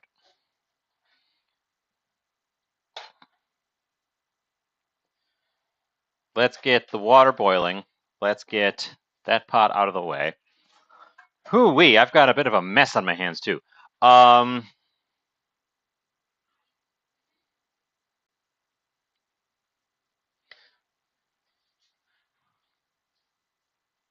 Yeah. Yeah. So I learned a lot from the first round, from the making of the sweet potato gnocchi. I'm confident I could make white potato gnocchi now as well, and they'd probably be perfectly good. I don't really see I can't. There's not enough juice in those beets to be juicing it to be using as a coloring at the moment. I don't really see the point of having white and orange as my color combo. Sorry, I was talking and I'm waving my hand. I'm a little tiny square. So that's the plan. I'm going to go for a one color gnocchi. Since I learned a bunch, I'm not underestimating the power of beet juice. I mean, there's no liquid in these is the problem. That's the problem. I'd have to like add a bunch of liquid. to it, and then add that liquid to the potatoes. Like,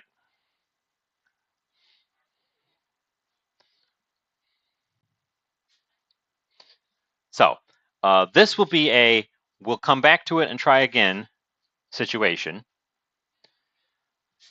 since I learned a bunch while doing it. And and then we're also coming up to 2 hours of time. I don't want to be spending a lot of time solving additional problems. So instead of that, I'm going to finish my dish.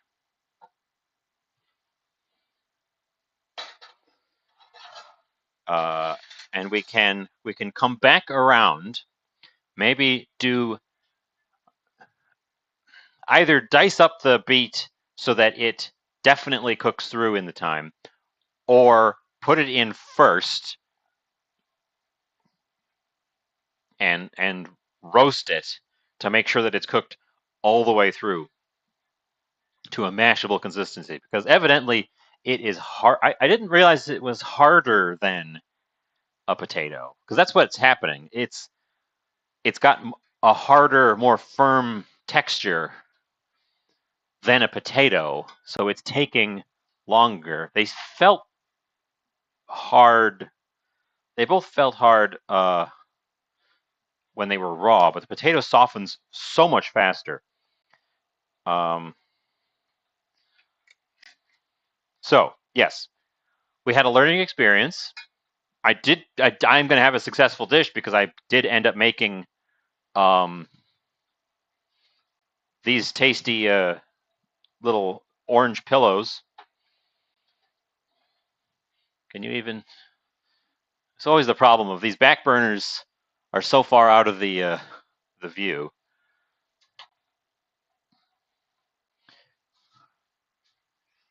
And also, just the one sweet potato made more than I was expecting. So I've already got more to deal with here than I was originally anticipating. Um,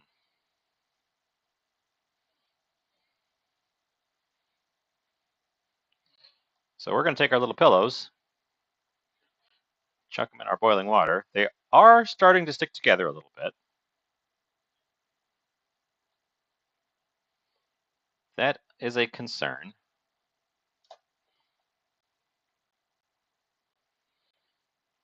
In theory, as soon as they float, they should be done.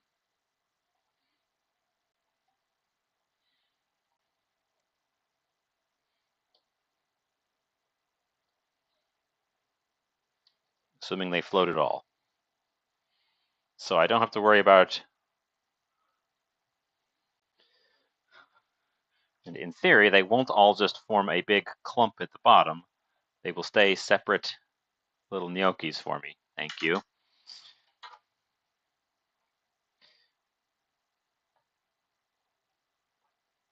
They really want to move into each other. My pillows are getting a little deformed because they've started to stick to each other on the plate. That was a concern that was raised, and I dismissed it. And evidently, that was also incorrect. They are in fact starting to stick together on the plate. Probably because of the sheer number of them, they're sort of pressing each other down. Um, and the some of them are coming out less than adorable pillows, although some of them are still nice, adorable pillows, and a few of them looks like are just directly sticking to the plate. So I should have floured the plate as well. This is just some olive oil. I've got lightly heating.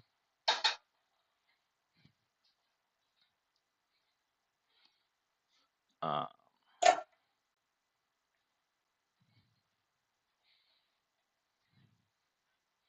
and I was going to try artichokes, parsley, basil,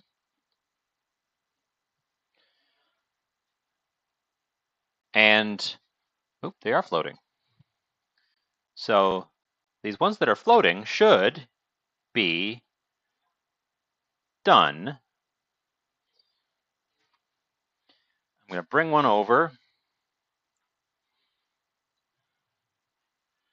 So this one floated on its own to the top. It's firm.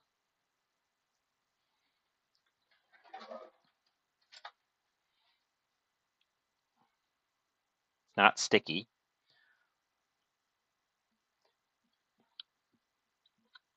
Yeah, that's a little gnocchi.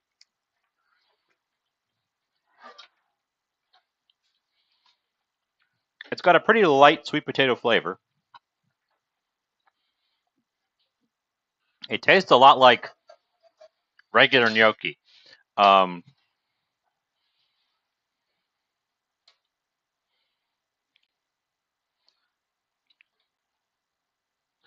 let's get them out of there. They cooked quickly and easily.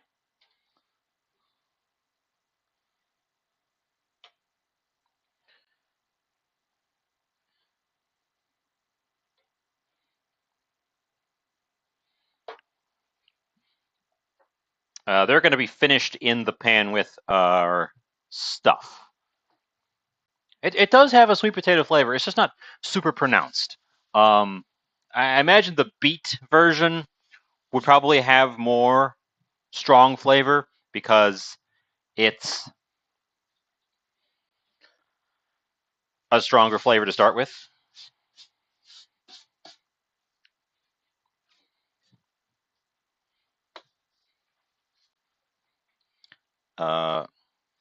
I did not flour. I'm getting down to some of the ones that were the first ones I put on there, and they are definitely sticking to the plate. Not like totally glued on, but noticeably stuck to the plate. So that's a concern as well. More flour in general should have been a thing I did at the start.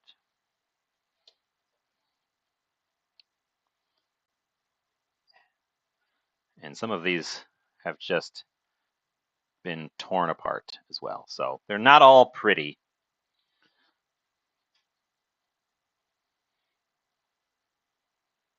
They're not all perfect, pretty little pillows for me. Yet another learning element to all of this. That oil is definitely hot.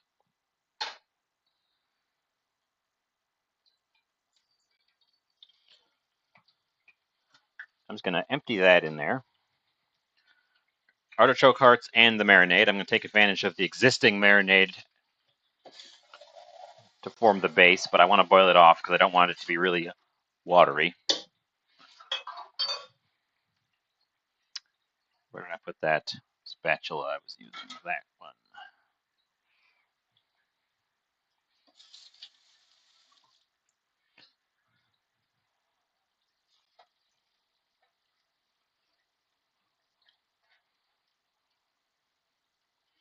So that's going to get started while I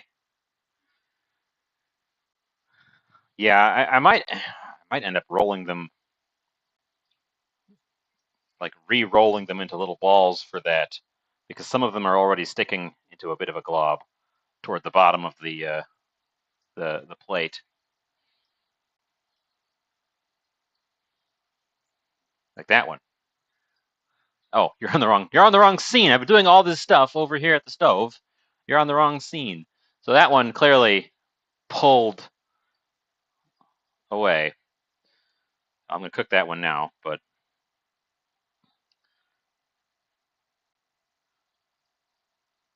so a larger storage surface that's been floured is necessary for this as well. Um,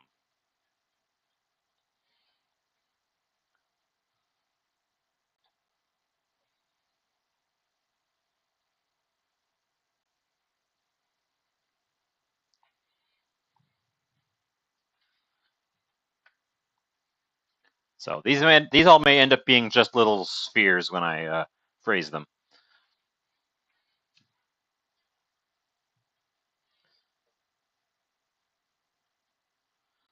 But they come out okay. They're a little irregular. They do have a handy trait of when they're done cooking, they float right to the top. When they're not done, they sink right to the bottom. Uh,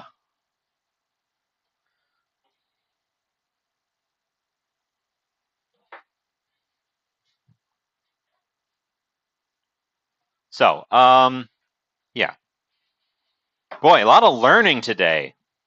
Here I thought I was going to just have a fun project, but in the end, we learned something.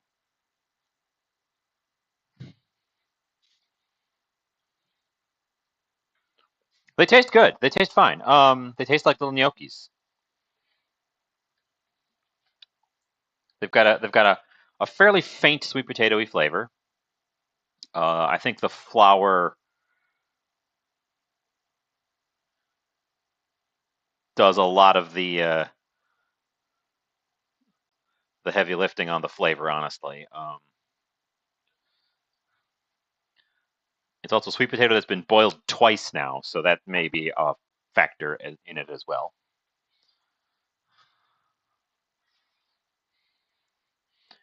There's one left in there. I saw it on the camera. Okay, that's going to be enough for me for the meal. So the rest of them I will, after the fact, freeze up. Um, I'm gonna. Ooh, I hit the wrong button again. I'm gonna come back over here. Here's my fresh bunch of parsley. None of that yellow stuff from last time. Brand new bunch of parsley. It's even still got the twist tie on it, which we will remove.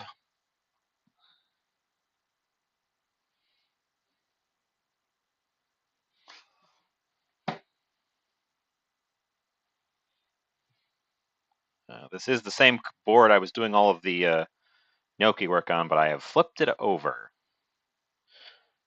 so as to not immediately cover all of my parsley in flour.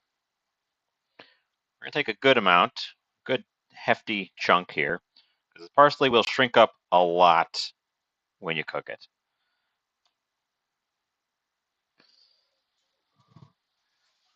Put the rest away.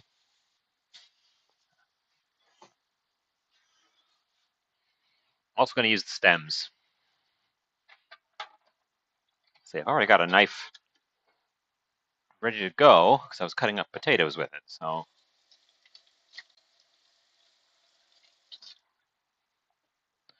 just give it a little rinse.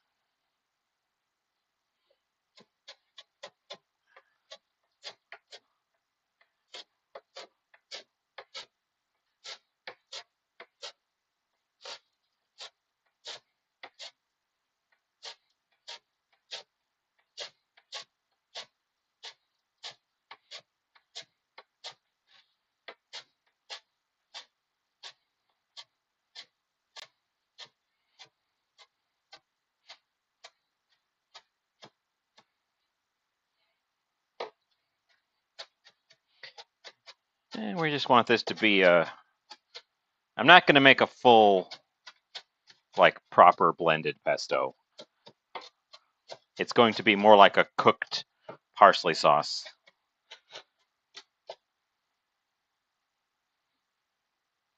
At this point, is the plan.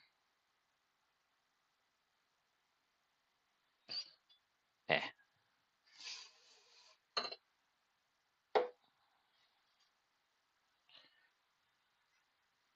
Get this guy over here.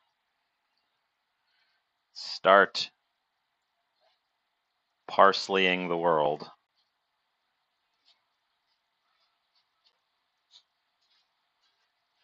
We'll still have a nice contrast of orange and green in our finished dish. So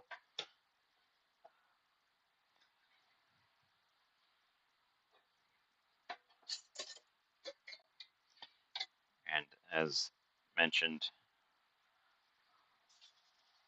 some basil. Boy, I'm excited for fresh garden basil, the new stuff to come in. It's still seedlings right now. It's not big enough to be aggressively harvesting from, but dang, I'm excited for it. And see how quickly all of that parsley wilted. These guys go in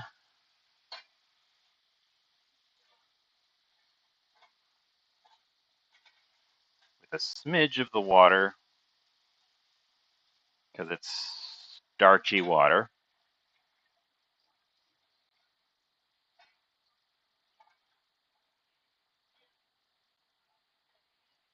Yeah, we're getting a good color. We're getting a good color contrast.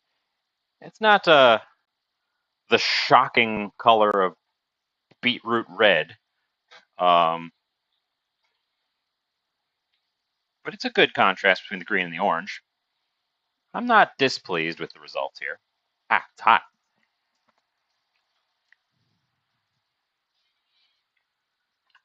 It needs things like black pepper.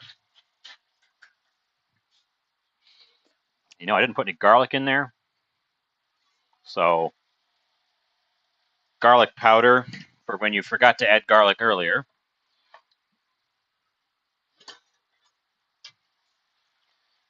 It needs some salt. It needs a little bit less heat.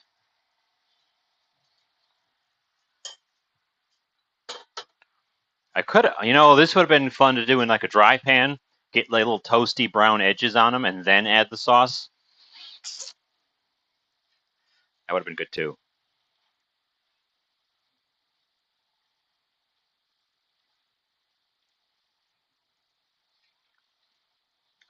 Oh well.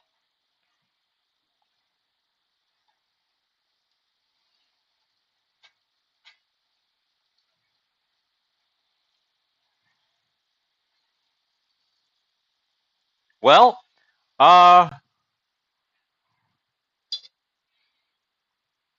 I've made an awful mess today. Uh,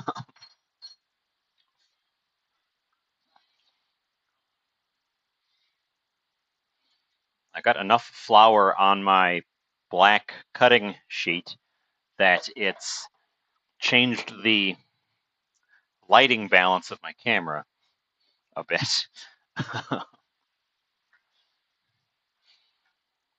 But let's get out a serving plate. Get us over to it.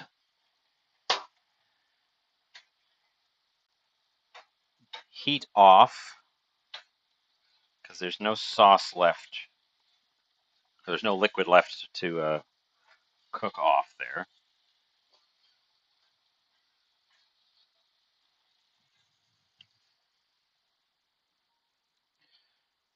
And serve it carefully so as to not smudge up the sides too much.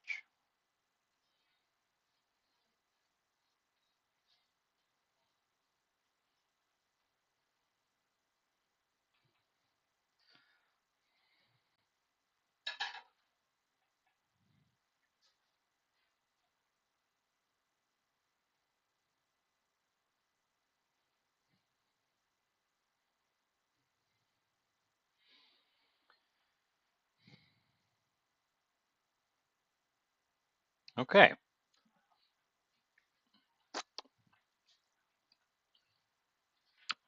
And that is our plate of food. I'm going to do the pretentious chefy thing and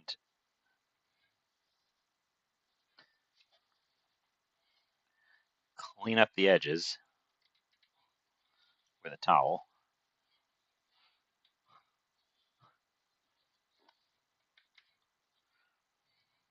I don't hate it. It's not as amazing as I was hoping for because I've only got the one color of gnocchi, so I've only got a single contrast. I'm going to put some cheese on it as well.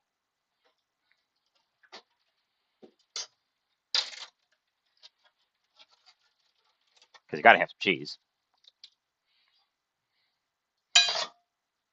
Drop my cheese grater.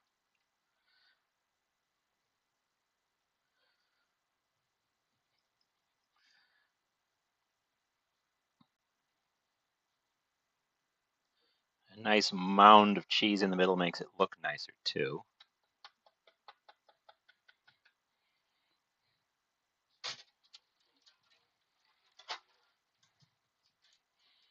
And there is our dish. I'm going to go quick grab some snaps because that cheese is going to melt real fast, and I want to get it in a mound on the camera.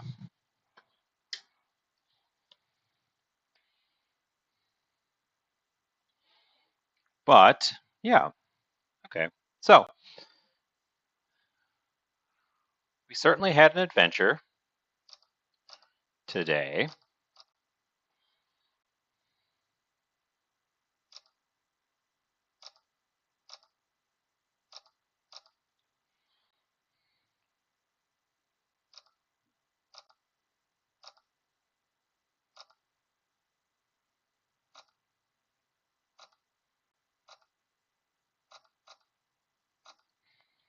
Okay, let's come back. Let's come back. That's enough. Oops, wrong light switch. Okay, we're back.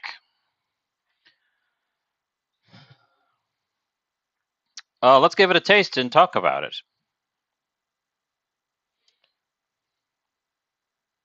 Get some of that artichoke in there.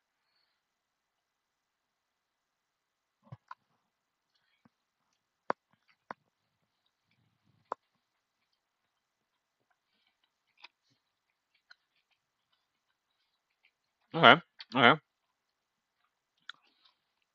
Gnocchi have a nice, soft chew to them. The danger with making them is if you overwork it, they'll become very tough from the gluten forming. I think if I used semolina, they would actually come out quite too tough. But I think they hit the good texture with the herbs and the sauce and all the rest going on here.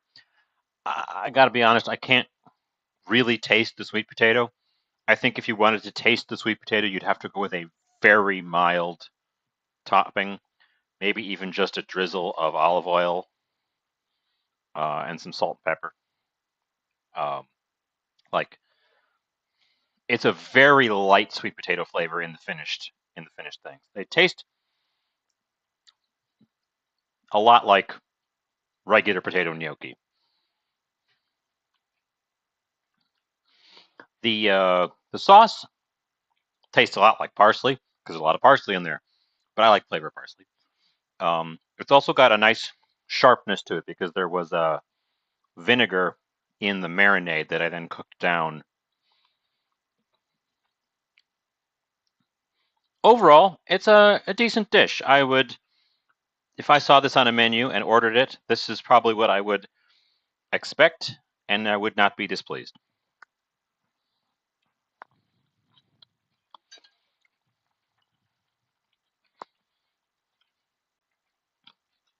It contains egg and milk, so it's not vegan, but it's vegetarian. That's a feature. Okay, well, fun adventure today. I have a greater than average amount of post cleanup. So let's get. So we're going to do a wrap up real quick here because there's quite a bit to do here, and I also got to eat this while it's still nice and hot. Um, I'm going to say today was mostly a learning exercise. I did get a finished result out of it, but I think I can do better next time. So we will put purple gnocchi in the revisit in the future column for whenever I have beets, which may actually be Thursday because I've got beets right now. Um, but yeah, I'm happy with what happened today because I learned a bunch. I'm always happy when I come out of an experience knowing more than I went in.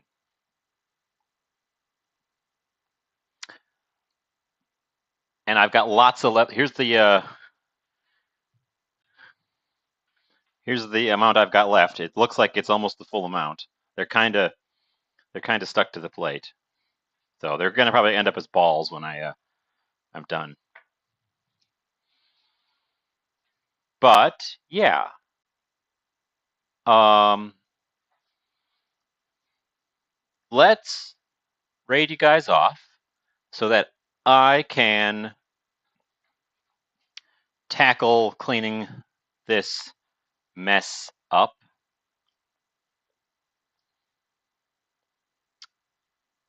Do we have any raid suggestions today before I pick someone from my list?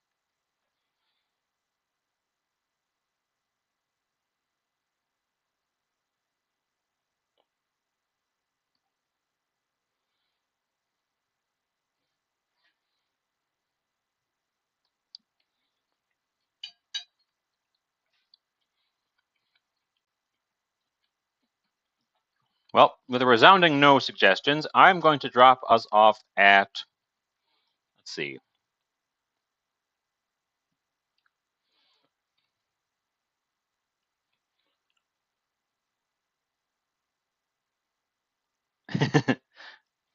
I don't think you can raid yourself. Let's see. There's only 3 channels I watch that are on right now, or that I follow that are on right now. Sal looks like she's just started. She's just chatting. She was sick with COVID last week. LeFay appears to be playing a new game called Lost Nova. And Twiggy is playing a Hat in Time. Any of those tickle your fancy?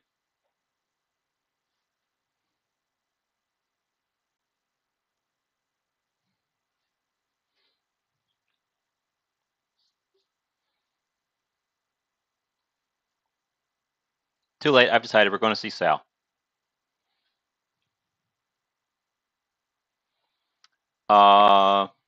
Yeah. So I'll be on Thursday unless something catastrophic happens. Uh, I'll see you then. I don't have a lot to say, so I don't think I'm even going to wait for the countdown. I'm just going to say thanks for showing up. Had a lot of fun. See you on Thursday. Let's all go say hi to Sal.